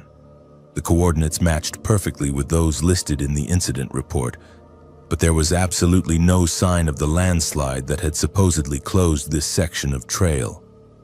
I radioed back to the ranger station to report my findings, but I could not get through. The radio crackled with static, which was unusual given that I had tested the equipment that morning and confirmed it was working properly. I decided to continue along the trail to see if perhaps the landslide had occurred further ahead than originally reported. The path wound through increasingly dense forest with towering Douglas firs creating a thick canopy overhead. The undergrowth was heavy with ferns and moss, and the air carried that distinctive smell of decomposing pine needles and damp earth that you only find deep in old-growth forests. Everything seemed normal, peaceful even, until I noticed something that made me stop dead in my tracks. The forest had gone completely silent. No bird songs, no rustling of small animals in the underbrush, no buzzing of insects. The only sound was my own breathing and the soft crunch of pine needles under my boots. In 15 years of working in these woods, I had never experienced such complete and unnatural silence. Every instinct I had developed during my career was telling me that something was very wrong. I stood motionless for several minutes, listening carefully for any sound that might explain the eerie quiet that had settled over the forest. That was when I first heard it. A low humming sound that seemed to come from somewhere ahead of me on the trail. It was barely audible at first, more of a vibration that I felt in my chest than an actual sound. But as I stood there listening, it gradually grew louder and more distinct. The humming had an almost mechanical quality to it, like the sound of distant machinery or electrical equipment. But there were no power lines in this area, no buildings, no roads, nothing that could produce such a sound. I pulled out my GPS unit to confirm my location and verify that I had not somehow wandered off course. The display showed that I was still following the designated trail, miles from any human development. I decided to investigate the source of the humming sound, moving carefully along the trail with all my senses on high alert. The sound grew gradually louder as I advanced, and I began to notice other unusual signs. The trees along the trail appeared to be dying, their needles brown and brittle despite the fact that it was still early fall. The undergrowth was sparse and sickly looking, as if something had drained all the life from the forest floor. After walking for another 10 minutes, I came to a small clearing that I had never seen before, despite having hiked this trail numerous times over the years. The clearing was perfectly circular, about 50 feet in diameter and completely devoid of vegetation. The ground was bare dirt, packed hard like concrete with strange geometric patterns etched into the surface. The humming sound was much louder here, and I could feel it resonating through the soles of my boots. At the center of the clearing stood what I can only describe as some kind of structure, though it defied any conventional architectural description. It appeared to be made of a dark, metallic material that seemed to absorb light rather than reflect it. The structure was roughly cylindrical, about 8 feet tall and 4 feet in diameter, with no visible seams, joints, or openings. The surface was covered with the same geometric patterns that were etched into the ground, and the entire thing seemed to pulse with a faint, otherworldly energy. I approached the structure cautiously, every fiber of my being screaming at me to turn around and leave immediately. But my training and professional curiosity compelled me to investigate further. I needed to document what I was seeing, to gather evidence that could be analyzed and explained by people with more expertise than I possessed. I pulled out my camera and began taking photographs from multiple angles, making sure to capture both the structure itself and the strange patterns carved into the clearing floor. As I moved around the structure taking pictures, I noticed that my compass was spinning wildly, unable to settle on any consistent direction. My GPS unit had stopped working entirely, displaying only error messages when I tried to determine my location. Even more disturbing, my watch had stopped, the hands frozen at exactly 11:47, though I was certain it had been working properly when I checked it earlier. The humming sound began to change, becoming more complex and varied, almost like some kind of alien language or communication system. I could feel the vibrations growing stronger, penetrating deep into my body and making my bones ache. The air around the structure began to shimmer like heat waves rising from hot pavement. Though the temperature felt normal, that was when I saw them. At first, they were just shadows moving at the edge of the clearing, barely visible in my peripheral vision. But as I focused my attention on them, the shadows became more distinct, more solid. They were humanoid in shape, but wrong in every detail. Too tall, too thin, with movements that seemed to flow rather than walk. Their faces, if they could be called faces, were featureless and dark, like voids in the shape of human heads. There were 3 of them that I could see clearly, though I had the sense that more were present just beyond the tree line. They moved with purpose, circling the clearing in a pattern that seemed to mirror the geometric designs carved into the ground. They paid no attention to me at first, as if I were invisible or irrelevant to whatever they were doing. I continued taking photographs, though my hands were shaking so badly that I was not sure any of the images would be usable. Part of me wanted to run to get as far away from that clearing as possible. But another part, the professional part that had served me well during my career, insisted that I needed to document everything I was witnessing. This was beyond anything in my training or experience, but it was real, and it was happening in a forest that was under my protection. One of the shadow figures suddenly stopped moving and turned in my direction. Even though it had no visible eyes or facial features, I could feel its attention focused on me with an intensity that made my skin crawl. It raised what might have been an arm and pointed directly at me. The humming sound changed again, becoming sharper and more urgent, almost threatening in its tone. The other figures stopped their circling and also turned toward me. I felt a wave of something, not heat or cold, but some other form of energy that made every nerve in my body scream in alarm. My camera stopped working, the display going dark despite a full battery. My radio, which had been producing only static, went completely dead. Even the digital display on my GPS unit flickered and went blank. I knew that I had to leave immediately. Every survival instinct I possessed was telling me that I was in mortal danger. I backed slowly toward the tree line, never taking my eyes off the shadow figures. They did not follow me, but I could feel their attention tracking my every movement. The humming sound grew louder and more aggressive, as if warning me never to return. Once I reached the safety of the forest, I turned and ran. I ran harder and faster than I had ever run in my life, crashing through undergrowth and leaping over fallen logs in my desperate need to put distance between myself and that clearing. I did not stop running until I reached my vehicle, and even then I could still feel the phantom vibrations of that alien humming in my bones. The drive back to the ranger station was a blur of conflicting emotions and racing thoughts. How could I possibly report what I had witnessed?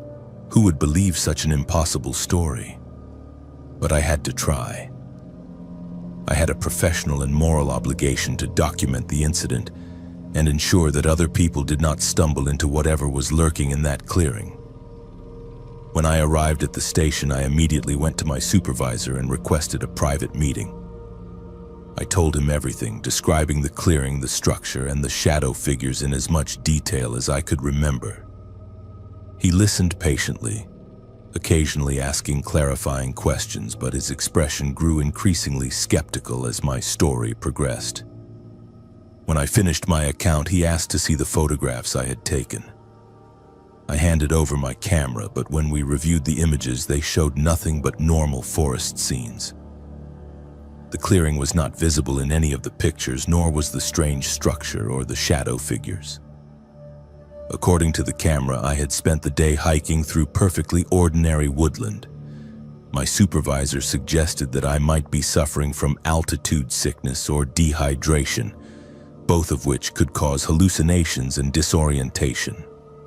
He recommended that I take a few days off to rest and recover, and then we would discuss the incident further. But I knew what I had seen was real despite the lack of photographic evidence. Over the next several days, I tried to convince myself that maybe my supervisor was right. Maybe I had experienced some kind of medical episode that caused me to hallucinate the entire incident. But deep down, I knew that was not the case. The memory of that clearing was too vivid, too detailed, too consistent to be dismissed as a hallucination. I requested permission to return to the area with a partner, but my supervisor denied the request. He cited safety concerns and suggested that I focus on less remote assignments until I had fully recovered from whatever had affected me during the patrol. But I could see in his eyes that he thought I was losing my grip on reality. The final straw came 3 weeks later when I tried to access the incident report that had originally sent me to investigate the landslide. According to the filing system, no such report existed. There was no record of any landslide in that area, no closure order for the trail, and no assignment for me to investigate. According to the official records, I had never been sent to that section of the Deschutes National Forest. When I confronted my supervisor about the missing paperwork, he became defensive and suggested that I might be confusing details from different assignments. He implied that my mental state was deteriorating and that perhaps it was time for me to consider early retirement. The message was clear: stop pursuing this matter or face the consequences. I realized that whatever was happening in that clearing was being covered up at levels far above my pay grade. Someone or something did not want that area investigated or documented. My choice was simple: stay quiet and keep my job, or continue asking questions and face termination. I chose to resign. I could not continue working for an organization that would hide something so significant from the public. People had a right to know about the dangers lurking in our national forests, even if those dangers defied conventional explanation. That was 6 months ago. I have not returned to the Deschutes National Forest since then, and I have no intention of ever going back. But sometimes, late at night, when the wind is blowing through the trees outside my house, I swear I can still hear that alien humming sound calling to me from the depths of the Oregon wilderness. I know most people will not believe my story, just as my former supervisor did not believe it. But I also know that what I experienced in that clearing was real, regardless of what the official records might say. There are things in our forests that we do not understand, things that someone in authority has decided we are better off not knowing about. All I can do now is warn others to be careful when venturing into remote wilderness areas. Stay on marked trails, travel with partners, and trust your instincts if something feels wrong. The forest may look peaceful and welcoming, but there are places where the normal rules of reality do not apply. And those places are far more dangerous than any wild animal you might encounter.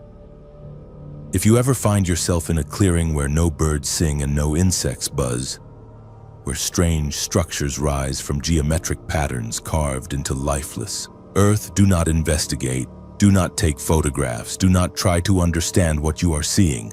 Just run and never look back.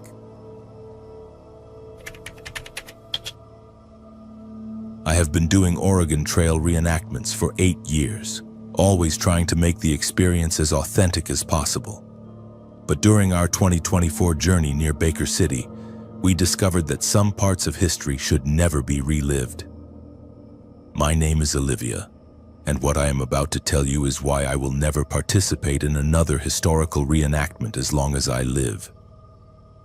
For those who do not know what Oregon Trail reenactments involve, we are a group of history enthusiasts who spend weeks each summer recreating the journey that pioneers made across the American West in the 1800s. We use authentic equipment, dress in period clothing, and follow the same routes that thousands of families traveled over 150 years ago. The goal is to gain a deeper understanding of the hardships and challenges faced by those brave souls who helped build this country. Our group consisted of 12 adults and 6 children ranging in age from 8 to 62. We had been planning this particular reenactment for 2 years, working with historians and local authorities to map out an authentic route through eastern Oregon that would take us along some of the lesser-known segments of the original Oregon Trail. The journey was scheduled to last 3 weeks, covering approximately 180 miles of challenging terrain. I had been elected as the wagon master for this expedition, which meant I was responsible for coordinating our daily movements, ensuring everyone stayed safe, and maintaining the historical accuracy of our experience. I took this role very seriously, spending months researching the specific challenges faced by pioneer families in this region during the 1840s and 1850s. Our preparation was extensive. We had authentic covered wagons pulled by oxen, period-appropriate clothing and tools, and historically accurate food supplies including hardtack, dried beans, and salted meat. We carried no modern conveniences except for emergency communication equipment and basic medical supplies, both of which were kept hidden from sight to maintain the illusion of authenticity. The first week of our journey went exactly as planned. The weather was favorable, our oxen were strong and healthy, and the group was in high spirits. We followed wagon ruts that were still visible after more than a century, camping each night in locations that had been used by actual pioneer families during their westward migration. The children in our group were especially excited, treating the entire experience like the ultimate educational adventure. But everything changed during our second week, when we reached a section of the trail near Baker City that none of us had ever traveled before. According to our historical maps, this area had been the site of several tragic incidents during the peak years of Oregon Trail migration. Families had been forced to abandon wagons and possessions when the terrain became too difficult to navigate. Some had died from disease, others from accidents, and a few had simply disappeared without explanation. The landscape in this region was harsh and unforgiving, with rocky terrain, steep hills, and very little water. The original pioneers had struggled mightily to cross this section, and we were beginning to understand why. Our oxen were having difficulty pulling the wagons over the rough ground, and we were forced to stop frequently to rest both the animals and ourselves. It was during one of these rest stops that we first noticed something unusual. While examining the ground around our campsite, one of our group members discovered what appeared to be remnants of an old wagon wheel, partially buried in the dirt and rocks. This was not uncommon along the Oregon Trail, as pioneers were often forced to abandon equipment that became too damaged or burdensome to continue carrying. But as we examined the wheel more closely, we realized it was in remarkably good condition for something that should have been over 150 years old. The wood showed signs of age and weathering, but it had not rotted or disintegrated the way we would have expected. More disturbing, there were dark stains on the wood that looked suspiciously like dried blood. Our group historian, a retired professor named Margaret, suggested that we might have discovered an artifact from one of the documented tragedies that had occurred in this area. She pulled out her research materials and confirmed that at least 3 separate wagon trains had reported serious incidents at this location, including accidents, illness, and attacks by hostile parties. That night, as we sat around our campfire eating our simple meal of beans and hardtack, Margaret shared some of the historical accounts she had uncovered during her research. The stories were darker than any of us had expected, involving not just the typical hardships of frontier life, but also violence, betrayal, and mysterious disappearances that had never been properly explained. One account from 1847 described a family of 7 who had stopped to rest in this exact area after their wagon broke down. When a search party found them 3 days later, the parents and oldest children were missing, and the 2 youngest children were found hiding in the wagon, too traumatized to speak. The children eventually told authorities that strange people had come in the night, people who looked like pioneers but acted wrong, moving and talking in ways that frightened them. Another story from 1852 involved a wagon train of 23 families who camped in this region for 2 nights while making repairs to their equipment.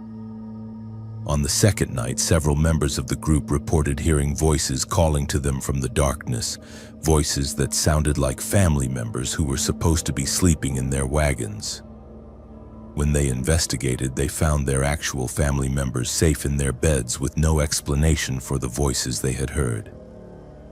The most disturbing account came from 1856, when a group of 15 pioneers reported encountering what they described as a phantom wagon train. According to their testimony, they had seen another group of travelers moving parallel to their route, always staying just at the edge of visibility. When they attempted to make contact with these other pioneers, hoping to join forces for mutual protection, the phantom group would disappear entirely, only to reappear in a different location hours later. As Margaret shared these historical accounts, I noticed that several members of our group were becoming increasingly uncomfortable. The children especially seemed frightened by the stories, and I began to worry that our pursuit of historical authenticity might be having a negative impact on what was supposed to be an educational and enjoyable experience. But it was too late to change course. We were committed to following the historical route, and we were already 2 weeks into our journey with only 1 week remaining. We had invested too much time, money, and effort to abandon the expedition based on old stories and legends that probably had perfectly rational explanations. That night, I lay in my bedroll listening to the sounds of the wilderness around us. The wind through the sagebrush, the distant cry of coyotes, and the occasional snort or shifting movement of our oxen as they grazed nearby. But mixed in with these natural sounds, I began to hear something else. Voices, very faint and distant, that seemed to be coming from somewhere beyond our campsite. At first, I assumed it was other members of our group talking quietly around the dying embers of our campfire. But when I raised my head to look, I could see that everyone in our camp was asleep. The voices were coming from somewhere else, somewhere in the darkness beyond the circle of light cast by our fire. I listened carefully, trying to determine what the voices were saying and where exactly they were coming from. They seemed to be having a conversation, multiple people discussing something in urgent, hushed tones. But I could not make out the specific words, and the sound seemed to move around our campsite, coming first from one direction and then from another. I considered waking the others, but I did not want to cause unnecessary alarm over what might simply be travelers camped somewhere nearby. Instead, I lay quietly and continued to listen. hoping the voices would either stop or become clear enough for me to understand what was being said. After nearly an hour of listening to the mysterious conversation, I finally heard something that made my blood run cold.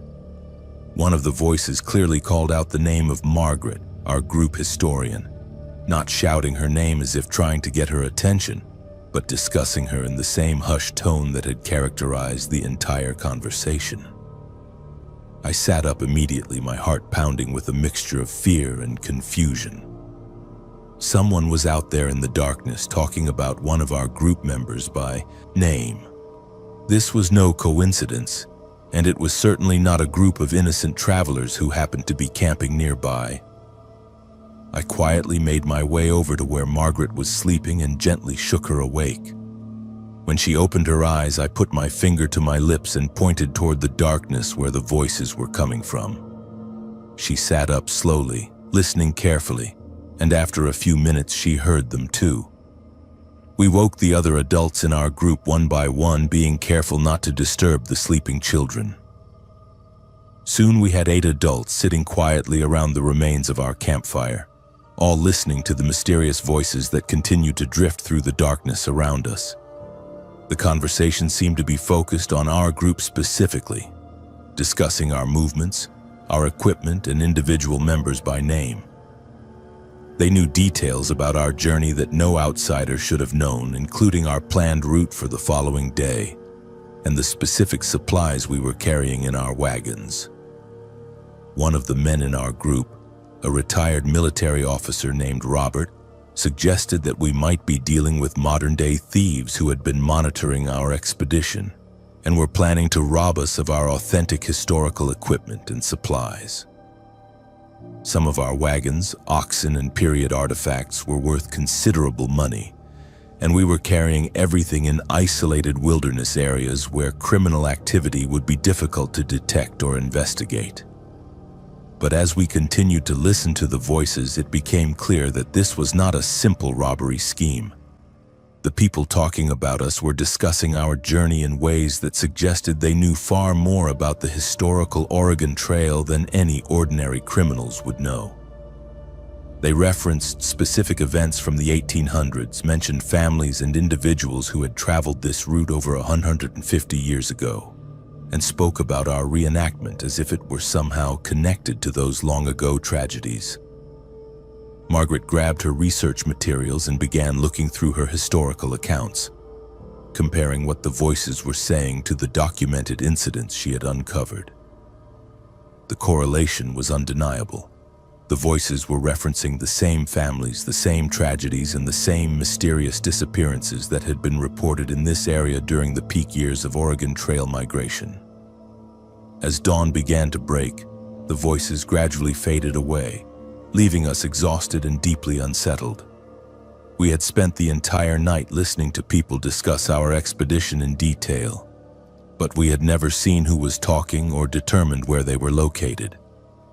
Despite searching the area around our campsite, we found no evidence that anyone else had been nearby during the night. We faced a difficult decision. We could continue with our planned route, hoping that the previous night had been an isolated incident, or we could abandon our carefully planned expedition and head for the nearest town. The rational part of me wanted to continue, to maintain the historical authenticity of our journey and complete what we had started. But the protective part of me was deeply concerned about the safety of the children in our group. The decision was made for us later that morning when we discovered that one of our wagons had been damaged during the night.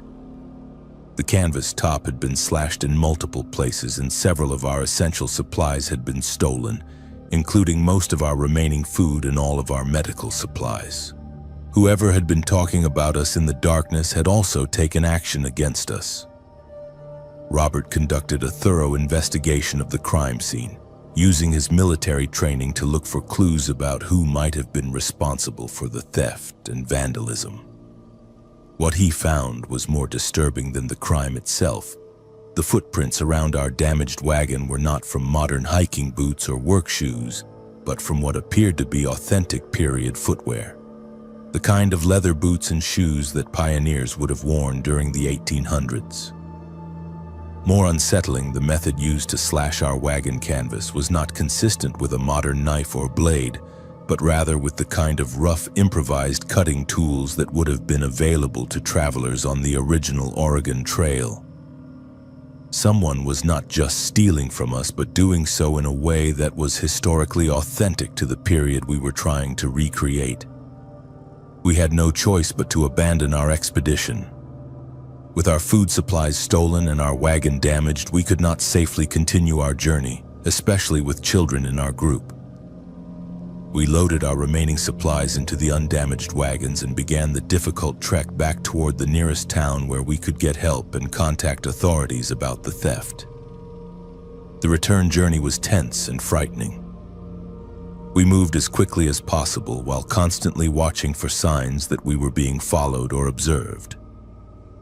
Several times during that first day, members of our group reported seeing figures in the distance, people dressed in period clothing who seemed to be shadowing our movements but always staying just far enough away to avoid clear identification. On our final night before reaching town, we experienced the most terrifying incident of the entire expedition. As we set up camp in what we hoped would be a safe location near a well-traveled road, we began to hear the voices again. But this time, they were not discussing our movements from a distance. They were calling to us directly, trying to convince members of our group to leave the safety of our campsite and come into the darkness.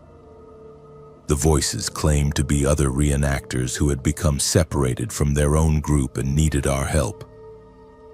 They knew the names of several people in our expedition and referenced specific details about our journey that made their claims seem plausible. But Robert and I recognized the voices from the night before, and we knew that this was some kind of trap or trick designed to lure us away from our group. The most chilling moment came when one of the voices called out to Margaret specifically, claiming to be her research partner from the university, and insisting that he had discovered evidence of an important historical artifact nearby. The voice knew details about Margaret's academic work that no stranger should have known, and for a moment even she seemed tempted to investigate. We managed to keep everyone together until morning, but it required constant vigilance and repeated reminders that nothing good could come from venturing into the darkness to meet mysterious strangers who claimed to need our help. The children were especially frightened by the voices calling to them, and several of the adults admitted later that they had felt an almost irresistible urge to respond to the calls. When we finally reached town the next day, we immediately contacted local law enforcement to report the theft and harassment we had experienced during our expedition. The sheriff listened to our account with a mixture of skepticism and concern, clearly having difficulty believing that we had been systematically stalked and robbed by people dressed as 1800s pioneers. But when we mentioned the specific location where the incidents had occurred, his expression changed dramatically. He explained that our group was not the first to report strange encounters in that particular area. Over the years, several other historical reenactment groups, hiking parties, and even some local residents had described similar experiences involving mysterious figures in period clothing who seemed to know far more about visitors than they should. The sheriff suggested that we might be dealing with a group of individuals who had become obsessed with Oregon Trail history to the point where they were living out some kind of elaborate fantasy in the wilderness. These people might be using their extensive historical knowledge to intimidate and rob visitors while maintaining the illusion that they were somehow connected to the original pioneer experience. But he also mentioned a darker possibility that had been discussed among local law enforcement. There had been several unexplained disappearances in the region over the years involving people who had last been seen hiking or camping in areas associated with Oregon Trail history. While there was no concrete evidence connecting these disappearances to the mysterious figures that visitors kept reporting, the correlation was troubling enough to warrant serious concern. we never recovered our stolen supplies or received any explanation for the harassment we had experienced during our expedition. The case remained open but inactive, with local authorities occasionally following up on similar reports but never making any arrests or gathering definitive evidence about who was responsible for the ongoing incidents. I disbanded our reenactment group after that experience, and I have never participated in another Oregon Trail expedition. Several other members of our group reported having nightmares for months afterward, dreams involving the voices calling to them from the darkness and mysterious figures in period clothing who seemed to know intimate details about their personal lives. Margaret continued her historical research for a while, but she eventually abandoned her Oregon Trail project as well. She told me later that she could no longer read accounts of pioneer tragedies without hearing those voices from the wilderness, and that the entire subject had become too psychologically disturbing for her to continue studying. The children in our group were perhaps affected most severely by the experience. Several of them developed anxiety about camping or spending time outdoors, and their parents reported that they would wake up in the middle of the night claiming to hear voices calling their names from outside their bedrooms. I still believe that historical reenactments can be valuable educational experiences when conducted safely and appropriately. But I also know that there are some places and some periods of history that should be left undisturbed. The Oregon Trail represents one of the most challenging and tragic chapters in American pioneer history, involving thousands of deaths, countless hardships, and mysteries that have never been solved. Perhaps some of those mysteries are meant to remain unsolved. Perhaps the voices we heard in the darkness were echoes of tragedies that occurred more than 150 years ago, still playing out in places where the boundary between past and present has become dangerously thin. Or perhaps we encountered something far more concrete and threatening. A group of people who have become so obsessed with recreating the past that they have lost touch with the present. Either way, I learned that there are limits to how authentic a historical experience should be, and that some parts of history are too dangerous to relive. The Oregon Trail claimed thousands of lives during the years of westward migration, and it may still be claiming lives today. I urge anyone interested in Oregon Trail history to study it from the safety of libraries and museums rather than venturing into the wilderness areas where those original tragedies occurred.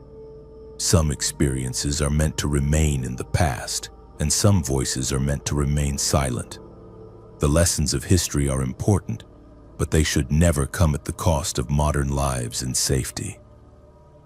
The trail west was difficult enough for the original pioneers who had no choice but to travel it. Those of us who do have a choice should choose wisely. Working maintenance at Crater Lake during the off-season means months of complete isolation. It is just you, the snow, and that impossibly deep water. But in February of 2023, I realized I was not as alone as I thought.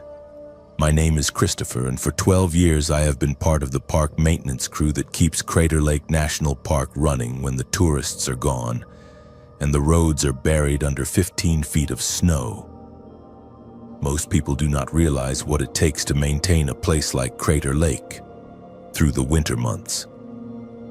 We are talking about one of the most remote locations in Oregon, accessible only by snowcat or skis for nearly 6 months of the year.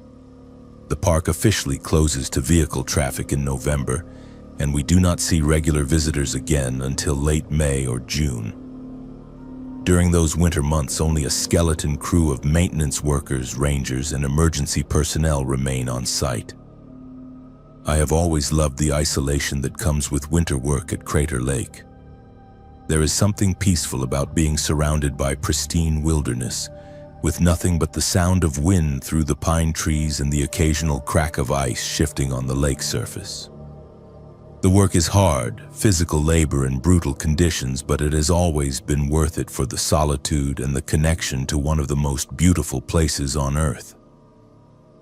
Our crew of 4 was responsible for maintaining the visitor center, the lodge facilities, and the critical infrastructure that keeps the park operational during the winter closure. We lived in staff quarters at the Rim, isolated from the outside world for weeks at a time.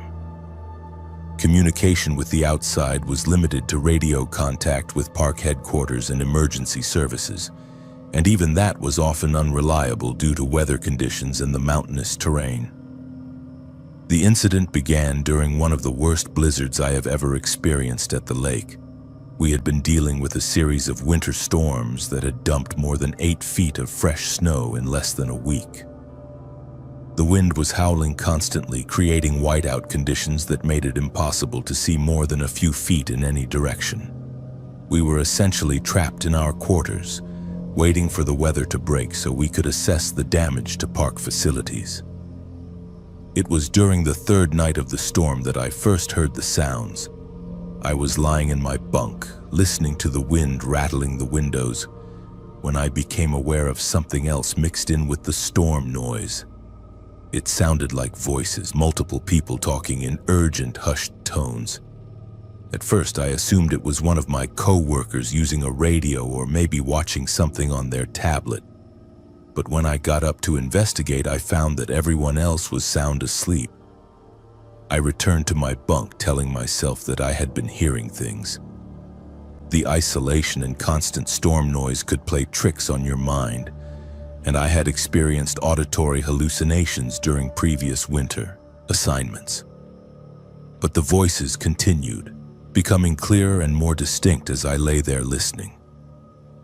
They seemed to be coming from outside the building, somewhere in the storm.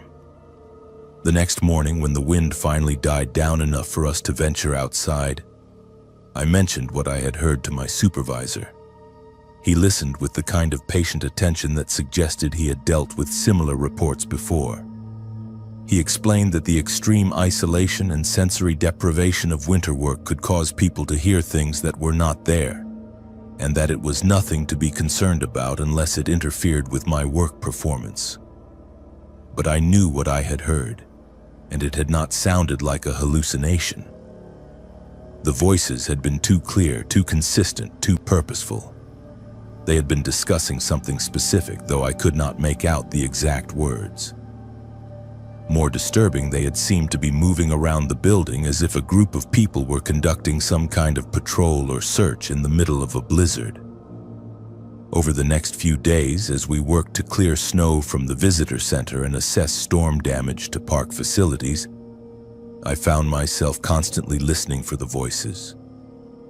I did not hear them during the day, but every night they returned.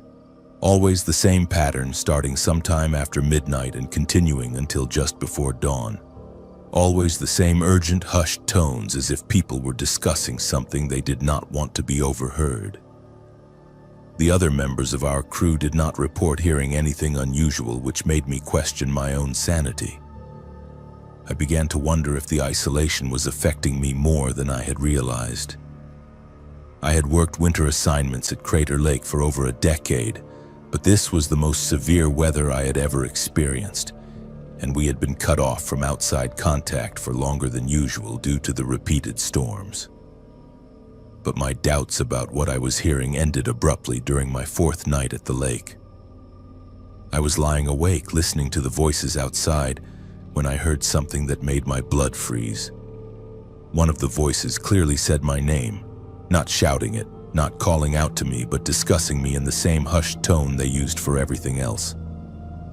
"Christopher is in the East Wing," the voice said, as clearly as if someone had been standing next to my bed. I sat up immediately, my heart pounding with a mixture of fear and anger. Someone was outside our building in the middle of a blizzard talking about me specifically. I got out of bed, pulled on my winter gear, and grabbed a powerful flashlight from my equipment kit. I was going to find out who was out there and what they wanted. The moment I stepped outside, I realized how foolish I was being. The storm was still raging, though not as violently as the previous nights. The temperature was well below zero, and the wind chill made it feel even colder.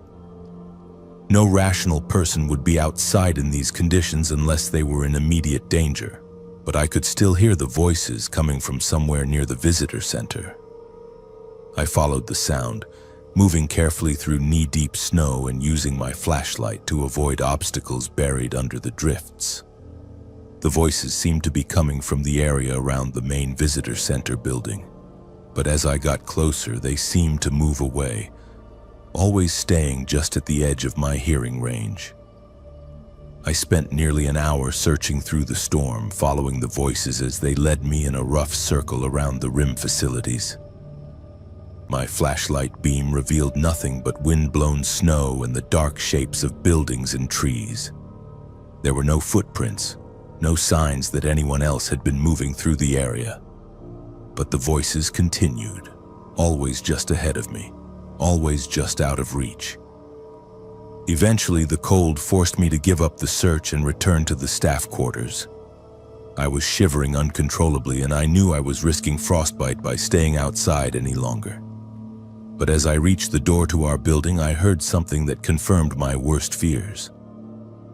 The voices were now coming from behind me, discussing my search in the same hushed tones they had used earlier. "He knows we are here," one voice said. "What should we do about that?"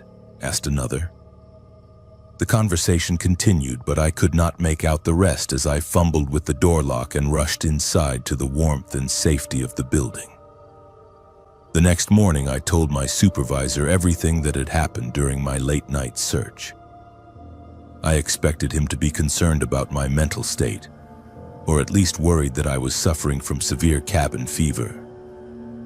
Instead, he listened with a grim expression that suggested he knew more than he had been willing to share previously.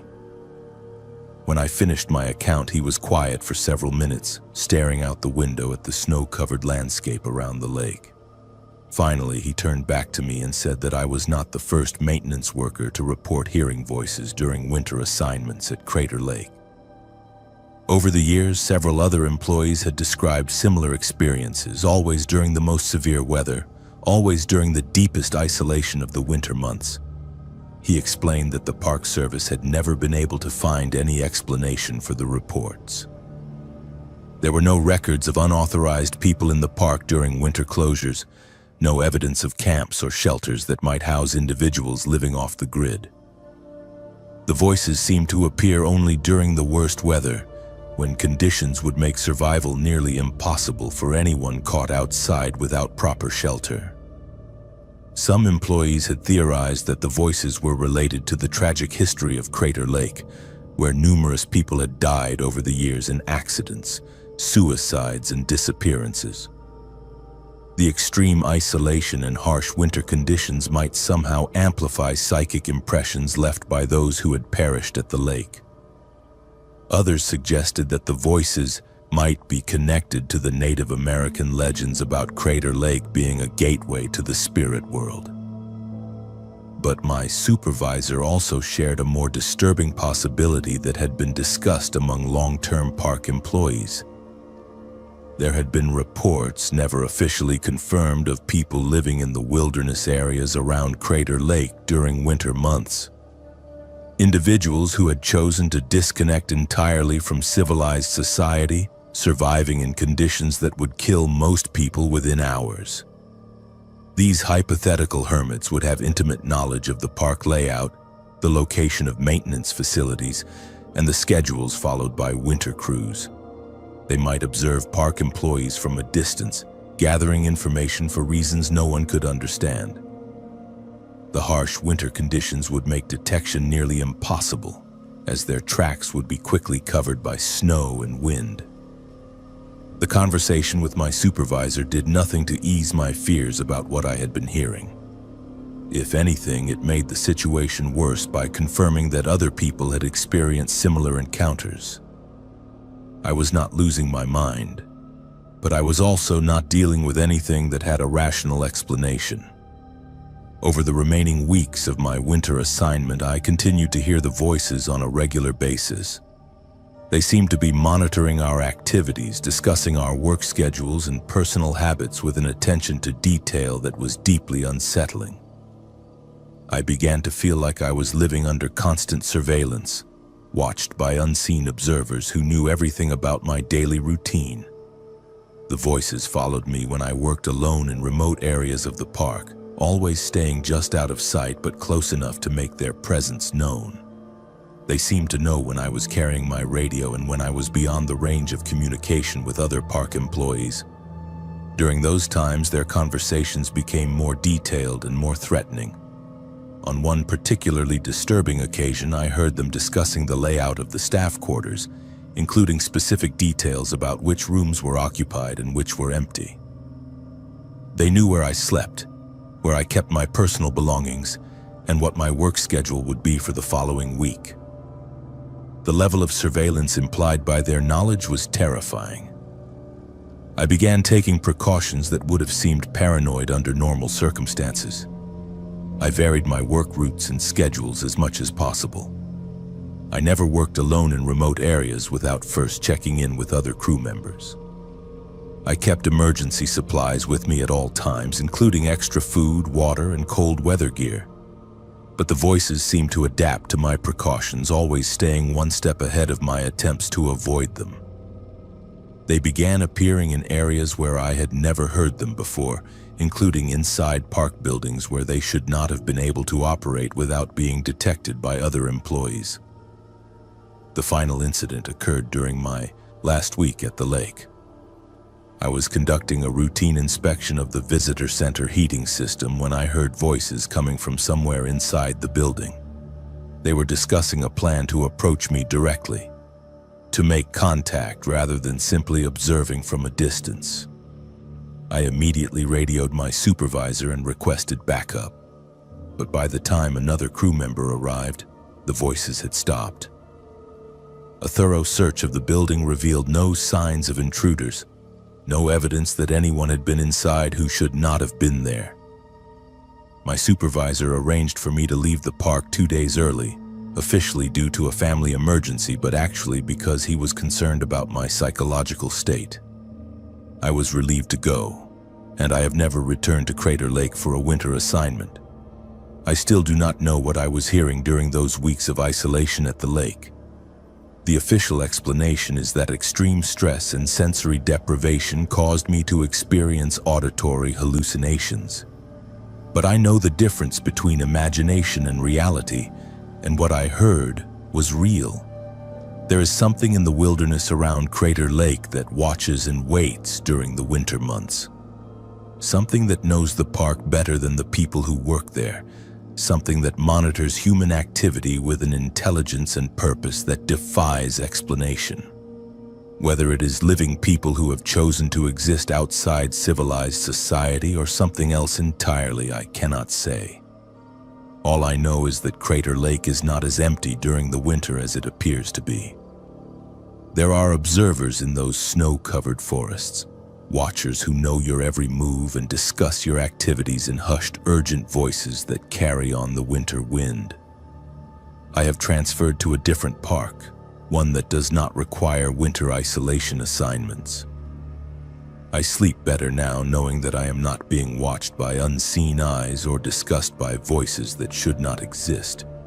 But sometimes, on cold winter nights when the wind is howling outside my window, I think I can still hear them calling my name. Most people do not know that Portland sits on top of hundreds of miles of forgotten tunnels and abandoned spaces. I made it my mission to explore every single one of them, until I found something down there that was exploring me back. My name is Madison, and for 3 years I have been documenting the hidden underground network that runs beneath the city. What started as a hobby became an obsession, and eventually became a nightmare that I am still trying to forget. I discovered urban exploration during my 2nd year at Portland State University. A friend mentioned the Shanghai tunnels, those infamous passages that supposedly ran beneath Old Town. Most people dismissed them as tourist folklore, but I was intrigued by the possibility that an entire hidden world existed right under our feet. I started researching the history, mapping the known entrances, and planning my first descent into the underground. The initial explorations were incredible. I found myself in forgotten basements, abandoned utility tunnels, and steam passages that had been sealed off for decades. Each discovery felt like uncovering a piece of Portland history that had been deliberately hidden from the world above.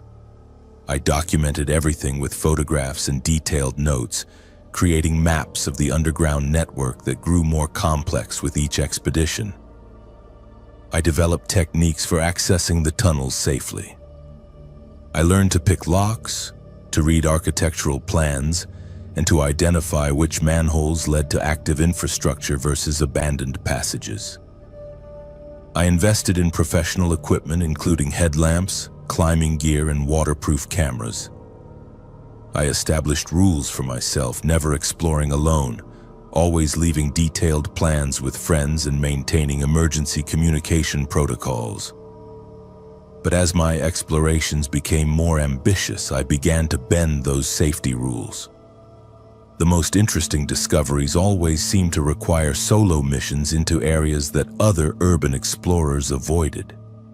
I told myself that my experience made me capable of handling situations that would be dangerous for beginners. I was wrong about that, and my arrogance nearly cost me everything. The incident happened in early March during an exploration of a tunnel system beneath the industrial district on the east side. I had been mapping this particular network for weeks, working methodically through connected passages that seemed to extend much farther than any official records indicated. The tunnels were old, probably dating back to the early 1900s, with brick walls and arched ceilings that showed the craftsmanship of a different era. I was about 2 hours into the exploration, working my way through a section that I had never accessed before, when I noticed something unusual. The tunnels in this area showed signs of recent activity. There were fresh footprints in the dust, improvised lighting fixtures strung along the walls, and crude furniture made from salvaged materials. Someone was living down there, and they had been for quite some time. My first instinct was to turn back immediately. Encountering homeless camps in urban exploration was not uncommon, but it required extreme caution. These were people who had been pushed to the margins of society, and they often viewed explorers as threats to their safety and security. I knew the smart thing to do was to retreat and find a different route for my mapping project. But curiosity got the better of me. The living space was more elaborate than anything I had seen before.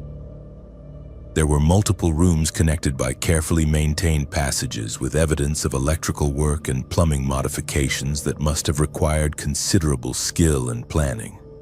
This was not a temporary shelter, but a permanent underground community that had somehow remained hidden from city authorities. I continued deeper into the inhabited section, moving as quietly as possible and documenting everything with my camera. The construction was impressive, with reinforced walls, drainage systems, and ventilation shafts that had been carefully integrated into the existing tunnel structure. Whoever lived here had spent years developing this space, and they clearly intended to stay. That was when I heard the voices. They were coming from somewhere ahead of me, echoing through the passages in a way that made it impossible to determine their exact location or distance. I immediately turned off my headlamp and pressed myself against the tunnel wall, trying to become invisible in the darkness. The voices were male, at least 2 different speakers, and they were discussing something in urgent, hushed tones. I could not make out the specific words, but the tone was definitely threatening. They were angry about something, and that anger seemed to be directed at an intruder in their space. It took me several seconds to realize that they were talking about me. They knew I was there, and they were planning to do something about it. I started moving back toward the way I had come, but the voices seemed to be getting closer. The tunnel acoustics made it impossible to determine which direction they were approaching from, and I realized that I might have already been cut off from my planned escape route.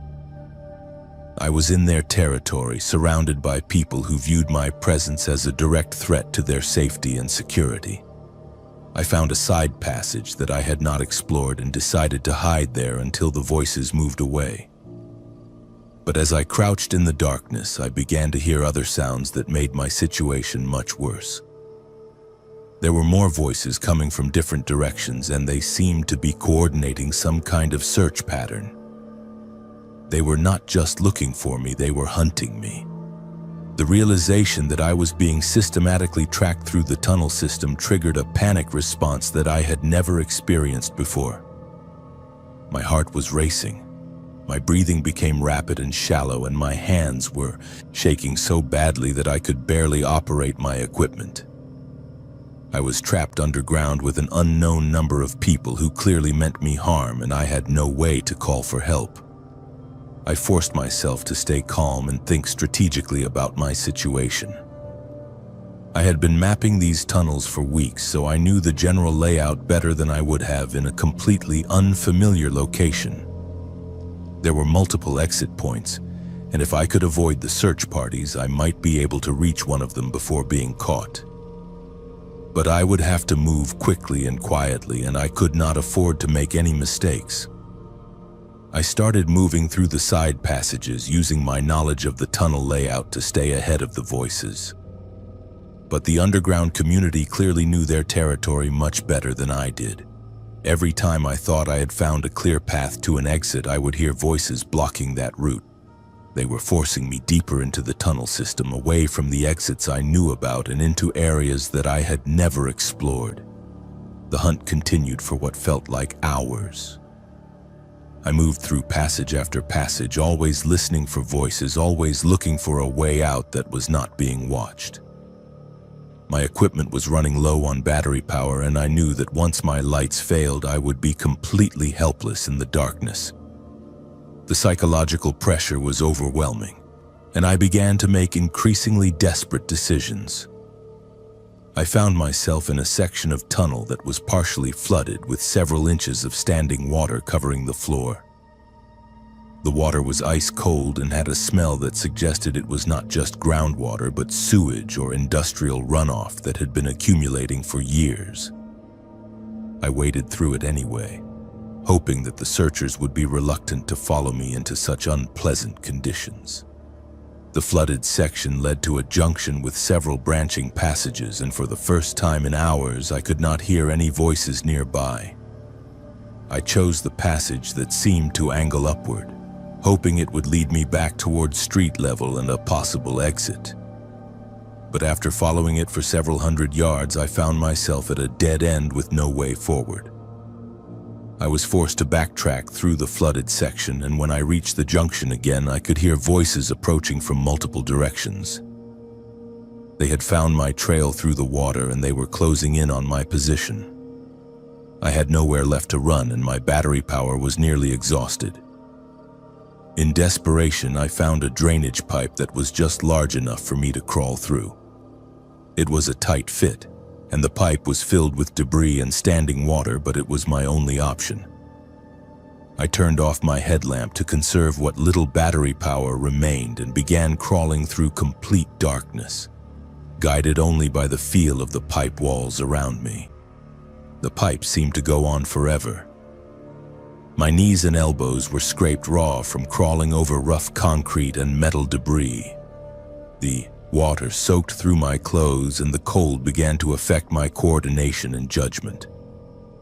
Several times I became stuck and had to force myself through openings that seemed too small for my body. But eventually I saw light ahead of me. The pipe opened into a storm drain that led to a culvert under a busy street. I could hear traffic above me, and I knew that I was finally close to escape. I crawled the last few yards and emerged into daylight, covered in filth and shaking from cold and exhaustion. I found myself in an industrial area on the east side of the river, several miles from where I had entered the tunnel system. I was disoriented and exhausted, but I was alive and free. I walked to the nearest business and called a friend to pick me up, making up a story about a bicycle accident to explain my condition. I never returned to urban exploration after that day. The experience taught me that there are spaces beneath the city that belong to people who have been forgotten by the world above, and those people will defend their territory with whatever means they have available. I had been lucky to escape, and I knew that luck would not protect me a second time. Sometimes I still think about the underground community I discovered. I wonder who they were, how they ended up living in those tunnels, and whether they are still there. But I will never try to find out. There are some secrets that are meant to remain hidden, and some places where outsiders are not welcome. The tunnels beneath Portland are vast and complex, full of history and mystery. But they are also home to people who have nowhere else to go, and those people deserve to be left in peace. Urban exploration taught me to respect the spaces I visited, and sometimes that respect means knowing when to stay away. In 22 years of Oregon State Police work, I have handled everything from domestic disputes to homicides. But what I encountered on Highway 101 near Bandon defied every protocol I had ever learned. My name is Tyler, and after 2 decades of law enforcement, I thought I had seen every type of criminal behavior and emergency situation that could occur on Oregon's highways. I was wrong about that, and what happened during my patrol shift last November still keeps me awake at night. Highway 101 runs along the entire Oregon coast, connecting small towns and tourist destinations through some of the most beautiful but also most isolated stretches of road in the Pacific Northwest. During the off-season, particularly in late fall and winter, traffic on the highway drops to almost nothing. You can drive for hours without seeing another vehicle, especially on the remote sections between Bandon and Gold Beach, where the road winds through dense forest and rocky coastline.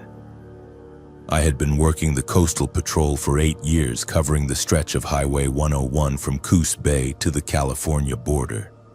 It was generally quiet work, mostly involving traffic stops for speeding tourists and the occasional accident during storms when visibility dropped to near zero. The most serious incidents I typically dealt with were drunk drivers heading home from the coastal casinos and domestic disputes at some of the more isolated beach houses. The incident began during what should have been a routine patrol shift on a foggy November evening. I was driving southbound near Bandon around 10:30 in the evening when I received a radio call about a stranded motorist approximately 15 miles ahead of my position. The caller had used a cell phone to contact dispatch, reporting that their vehicle had broken down and that they were parked on the shoulder of the highway, waiting for assistance. This type of call was common along Highway 101, especially during the rainy season when older vehicles frequently experienced mechanical problems. My standard procedure was to respond to the location, assess the situation, and either provide assistance or coordinate with a tow truck company to get the stranded vehicle off the highway. As I drove toward the reported location, I noticed that the fog was becoming increasingly dense, reducing visibility to less than 50 feet in some areas. This was also typical for the Oregon coast during fall and winter, when warm ocean air collided with cooler land temperatures to create thick marine layers that could persist for hours. When I reached the coordinates provided by dispatch, I found no sign of a stranded vehicle or motorist. I parked my patrol car on the shoulder and activated my emergency lights, then began searching the immediate area for any evidence that someone had been there recently. I checked both sides of the highway, looked for tire tracks in the soft shoulder, and used my flashlight to examine the ditch areas where a vehicle might have gone off the road. After 20 minutes of searching, I radioed dispatch to report that I had found no trace of the reported stranded motorist. The dispatcher confirmed the coordinates and suggested that the caller might have been confused about their exact location, which was also common in areas where cell phone coverage was spotty and GPS signals could be unreliable. I was preparing to expand my search to adjacent areas when I noticed headlights approaching from the north. As the vehicle got closer, I could see that it was moving unusually slowly barely maintaining highway speed despite the fact that this particular section of road was straight and relatively safe even in foggy conditions. The vehicle passed my position without stopping, which struck me as odd since most drivers would at least slow down or pull over when they saw a patrol car with emergency lights activated. As the tail lights disappeared into the fog ahead of me, I decided to follow and conduct a routine traffic stop to see if the driver was experiencing problems or needed assistance. I caught up with the vehicle after about 2 miles, but when I activated my overhead lights to signal the driver to pull over, the car did not respond. It continued traveling at the same slow speed, maintaining its position in the right lane without acknowledging my presence.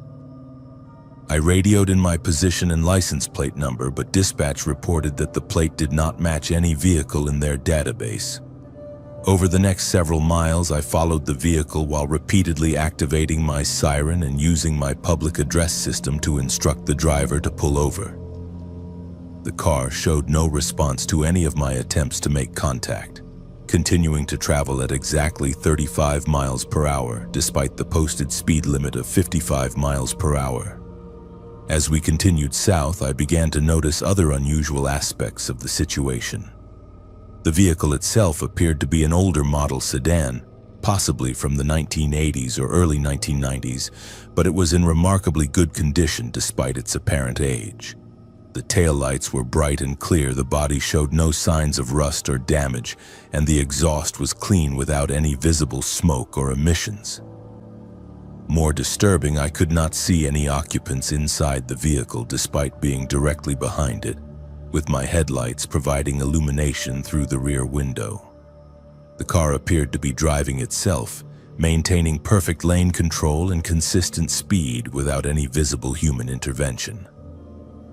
After following the vehicle for nearly 10 miles, I made the decision to attempt a pit maneuver to force it to stop.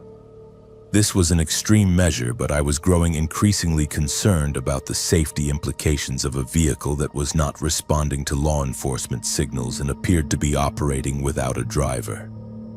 I positioned my patrol car alongside the rear quarter panel of the suspect vehicle and began to execute the maneuver.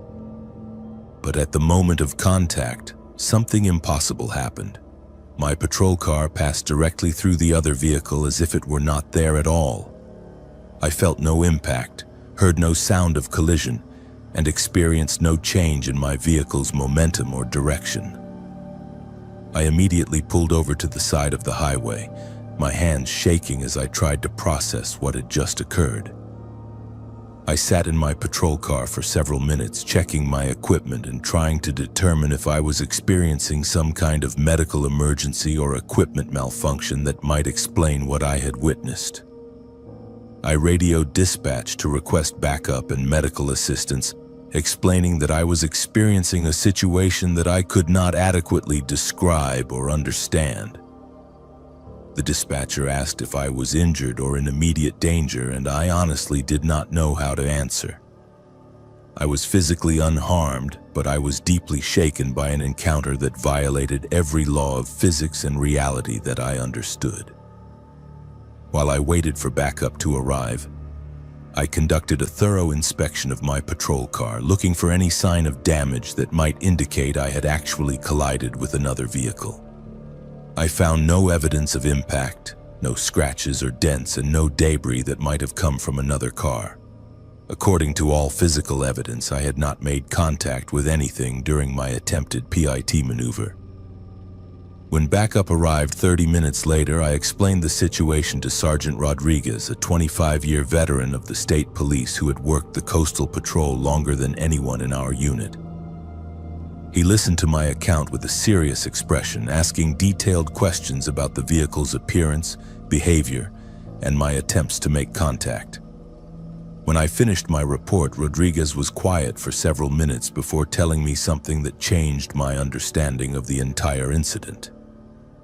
He explained that I was not the first officer to report encounters with phantom vehicles on Highway 101, particularly in the area between Bandon and Gold Beach where my incident had occurred. Over the years, several other officers had described similar experiences involving vehicles that appeared normal at first glance but exhibited impossible behavior when subjected to closer examination.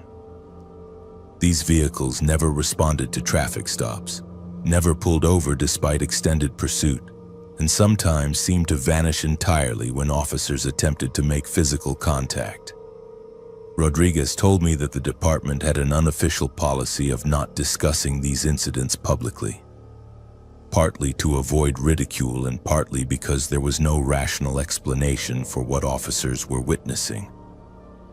The reports were filed and documented, but no further investigation was conducted because there was no evidence of criminal activity and no apparent threat to public safety. He also shared some historical context that made the situation even more unsettling. The stretch of Highway 101 where these incidents occurred had been the site of numerous fatal accidents over the decades, including several cases where drivers had simply disappeared along with their vehicles. Search and rescue operations had found no trace of the missing drivers or cars despite extensive efforts involving multiple agencies and volunteer groups. Some of the missing persons cases dated back to the 1960s and 1970s when Highway 101 was even more isolated and dangerous than it is today. Families had reported that their loved ones had failed to arrive at their destinations after traveling this route, but no evidence was ever found to indicate what had happened to them. Rodriguez suggested that what I had encountered might be connected to these historical disappearances, though he admitted that he had no explanation for how such a connection might be possible. He recommended that I file a complete report of the incident, but advised me not to discuss it with other officers or civilians who might not understand the unique challenges of coastal patrol work. I followed his advice and filed a detailed report, but I also began conducting my own research into the history of Highway 101 and the missing persons cases that Rodriguez had mentioned.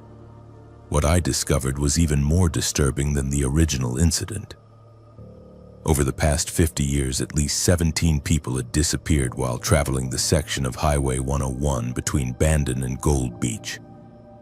Their vehicles had never been found, despite extensive searches of the coastline, forest areas, and remote roads in the region. In several cases, witnesses had reported seeing the missing person's vehicle on the highway after they were supposed to have reached their destination, but these sightings were generally dismissed as cases of mistaken identity. Reading through these historical accounts, I began to wonder if what I had encountered was not a phantom vehicle, but rather evidence of some ongoing phenomenon that had been claiming travelers on this stretch of highway for decades. Perhaps the people who disappeared were still somehow present on the road, continuing their journeys in a form that was visible but not quite real. I requested a transfer to a different patrol area 6 months after the incident. I told my supervisors that I wanted new challenges and opportunities for professional development. But the truth was that I could no longer patrol Highway 101 without thinking about what I had encountered that foggy November night. I still drive the coastal highway occasionally when visiting family or taking vacation trips, but I am always aware of the other vehicles around me in ways I never was before. Sometimes, late at night when the fog is thick and visibility is poor, I think I see familiar taillights in my mirrors, always maintaining that same impossibly consistent speed and distance. I know that some of my fellow officers think I experienced a hallucination or some kind of stress-related episode. But I also know what I saw, and I know that Highway 101 holds secrets that go far beyond anything covered in police training or protocol manuals. The Oregon coast is beautiful, but it is also dangerous, and some of that danger cannot be addressed by conventional law enforcement methods. All I can do is continue serving and protecting to the best of my ability, while remaining aware that there are forces at work on these remote highways that I will never fully understand. I have been part of Mount Hood's search and rescue team for 6 years, and we have saved dozens of lives in those mountains. But our last mission in the wilderness area near Government Camp was not about saving anyone. It was about surviving what we found up there. My name is Brandon, and what happened during our February 2024 rescue operation changed my understanding of what exists in the high country around Oregon's most dangerous peak. Mount Hood is one of the most climbed mountains in North America, attracting thousands of hikers and climbers every year. It is also one of the most deadly, with an average of 3 to 4 fatalities annually, and dozens of rescue operations. Our team, Pacific Northwest Search and Rescue, responds to calls from county sheriffs when people go missing or get injured in the backcountry areas around the mountain. The mission began with a standard distress call on February 15th. A group of 3 experienced backcountry skiers had failed to return from a planned 2-day trip into the Government Camp wilderness area. Their emergency locator beacon had activated around 4:30 p.m., indicating they were in serious trouble somewhere in the vast expanse of forest and alpine terrain on the mountain's southwest slopes. Weather conditions were challenging but not impossible. Fresh snow had fallen during the previous 48 hours and temperatures were well below freezing. But visibility was good and winds were relatively calm. We assembled a team of 8 volunteers, including myself as team leader, and began organizing our search strategy based on the beacon's last known coordinates. The missing skiers were all local residents with extensive backcountry experience. Tom Bradley, 34, was a certified ski instructor who had been exploring Mount Hood's wilderness areas for over 10 years. Sarah Chen, 29, was an emergency room nurse who regularly participated in avalanche rescue training. Mark Stevens, 41, was a professional mountain guide who had summited Mount Hood more than 20 times. These were not inexperienced tourists who had gotten in over their heads. They were skilled outdoors enthusiasts who knew how to handle themselves in dangerous situations. The fact that their emergency beacon had been activated suggested they were dealing with something serious, possibly a severe injury or avalanche burial that prevented them from self-rescuing. We began our search at first light on February 16th, using snowmobiles to access the general area where the beacon signal had originated. The terrain in that section of Mount Hood is extremely challenging, with steep slopes, deep ravines, and dense forests that can hide hazards like tree wells and unstable snow conditions. The initial phase of our search followed standard protocols. We divided into 2 teams and began working systematic search patterns, using avalanche probes and rescue dogs to check areas where the missing skiers might be buried under snow. We also used GPS units to precisely navigate to the coordinates provided by their emergency beacon. After 4 hours of intensive searching, we found their camp. The 3 skiers had established a well-organized base camp in a sheltered area near a grove of large pine trees. Their tents were properly set up, their equipment was neatly arranged, and there were no signs of avalanche activity or other natural disasters that might explain their disappearance. But the camp had clearly been abandoned in a hurry. Food was still cooking on their camp stove, personal belongings were scattered around the site, and their sleeping bags were thrown aside as if they had been sleeping when something forced them to leave immediately. Most disturbing, we found clear evidence that they had left the camp during the night, in sub-zero temperatures and dangerous conditions that no experienced backcountry traveler would willingly venture into. We followed their tracks leading away from the camp and immediately realized that something was very wrong. The tracks showed that all 3 skiers had been moving together in a tight group, but they were not following any logical route towards safety. Instead, they appeared to be heading deeper into the wilderness, toward terrain that was more dangerous and further from any possible rescue or shelter. The tracks also showed signs that the skiers had been moving unusually fast, almost running on their skis despite poor visibility and hazardous conditions. There were several places where one or more of them had fallen.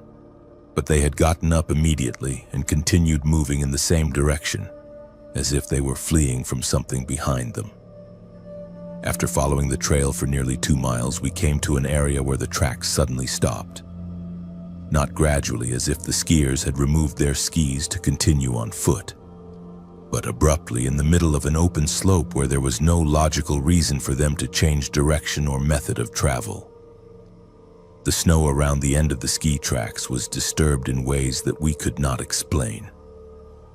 There were marks and impressions that did not match any equipment the skiers had been carrying, and the snow itself seemed to have been compressed by something much heavier than 3 people on skis. We spent the rest of that day expanding our search in all directions from where the tracks ended, but we found no further sign of the missing skiers. We used avalanche probes to check for possible burial sites, thermal imaging equipment to look for body heat signatures, and trained search dogs to try to pick up human scent traces. As evening approached, we established our own camp near the location where the ski tracks had ended. Standard protocol for multi-day search operations required us to maintain a base camp that could serve as a command post and staging area for continued searching. We set up our tents, prepared hot meals, and organized watch schedules for the night. It was during the first watch, around 11:30 p.m., that we encountered the phenomena that transformed our rescue mission into something entirely different. I was on duty with Jake Morrison, a veteran rescue volunteer with over 15 years of mountain experience, when we first heard the sounds. They started as distant voices, barely audible over the wind through the pine trees. At first, we assumed they were coming from other members of our team, perhaps talking quietly in their tents. But when we checked, we found that everyone else was asleep and the voices were coming from somewhere outside our camp. The voices sounded like people calling for help, which would have been consistent with finding the missing skiers. But there was something wrong with the calls. They seemed to come from multiple directions simultaneously, and they had an echoing quality that did not match the acoustics of the area where we were camped. Jake and I grabbed our flashlights and emergency medical supplies and began moving toward the source of the voices, following standard procedures for responding to calls for help in the wilderness. But as we got closer to where the sounds seemed to be coming from, they would move, always staying just at the edge of our hearing range. We spent nearly an hour following the voices through the forest, but we never found anyone who might have been calling for help. The sounds led us in a rough circle around our camp, always seeming to come from just ahead of us, but never getting closer or more distinct. When we returned to camp, we discovered that our tents had been moved. Not dramatically, and not in a way that suggested deliberate vandalism, but they were definitely in different positions than where we had set them up earlier in the evening. Our equipment had also been rearranged, with items moved from their original locations and placed in neat piles that none of our team members remembered creating. The other members of our search team had been awakened by the disturbance, and they had their own reports of unusual activity. Several people described feeling as if they were being watched while trying to sleep, and 2 team members reported seeing figures moving between the trees just outside the circle of light cast by our camp lanterns. We conducted a thorough perimeter check looking for any evidence of who might have been in our camp while Jake and I were following the voices. We found footprints in the snow around our tents, but they were not from any of our team members. The prints appeared to be from bare feet, which made no sense given the sub-zero temperatures and deep snow conditions. At that point, we made the decision to terminate the search operation and evacuate our team from the mountain. As experienced rescue volunteers, we were trained to recognize when conditions had become too dangerous to continue, and the unexplained activity around our camp clearly represented a threat to our safety. But our evacuation was complicated by equipment failures that had not been present earlier in the mission. Our GPS units began providing inconsistent readings, making it difficult to navigate back to our vehicles. Our radio communications with base camp became intermittent and filled with static. Even our emergency backup equipment seemed to be affected by whatever was causing the other malfunctions. The return trip to our staging area took nearly twice as long as expected, as we were forced to rely on compass navigation and visual landmarks to find our way through terrain that several of our team members had traveled many times before. Throughout the descent, we continued to hear the voices calling from various locations around us, but we made no attempt to investigate or respond. When we finally reached our vehicles and re-established communication with county emergency services, we learned that the search for the 3 missing skiers had been called off. Their bodies had been found early that morning by a different search team working in an area more than 5 miles from where we had been searching. The circumstances of their deaths raised questions that were never adequately answered. All 3 bodies were found together in a location that made no logical sense given the evidence we had found at their camp and along their ski trail. They appeared to have died from exposure, but they were discovered without any of their survival equipment, including the heavy winter clothing they had been wearing when they left their camp. Most disturbing, the location where their bodies were found was accessible only by traveling through terrain that would have been extremely difficult and dangerous to navigate at night, especially without proper equipment. There was no explanation for how or why they had made such a journey, or what had happened to their skis, packs, and other gear. The official incident report concluded that the 3 skiers had become disoriented during the night and had made poor decisions that led to their deaths from exposure. But those of us who had been involved in the search knew that the explanation did not account for the evidence we had observed or the unusual phenomena we had encountered. I submitted a detailed report describing everything our team had experienced during the search operation. But I was advised by county officials that such details would not be helpful to the families of the deceased and might create unnecessary public concern about safety in the Mount Hood Wilderness area. I have not participated in any search and rescue operations on Mount Hood since that mission. I transferred to a team that works primarily in lower elevation areas, telling my supervisors that I wanted to focus on urban rescue operations. But the truth is that I can no longer feel comfortable in the high country around Mount Hood, knowing that there are things up there that do not have rational explanations. The mountain continues to attract thousands of climbers and hikers every year in search, and rescue teams continue to respond when people get into trouble in the wilderness areas. But I know that some of the dangers they face cannot be addressed by training, equipment, or experience, and that Mount Hood holds secrets that go far beyond the well-documented risks of avalanches, weather, and difficult terrain. Sometimes the people who go missing in those mountains encounter something other than natural hazards, and sometimes the rescue teams sent to find them discover that they are not alone in the wilderness after all.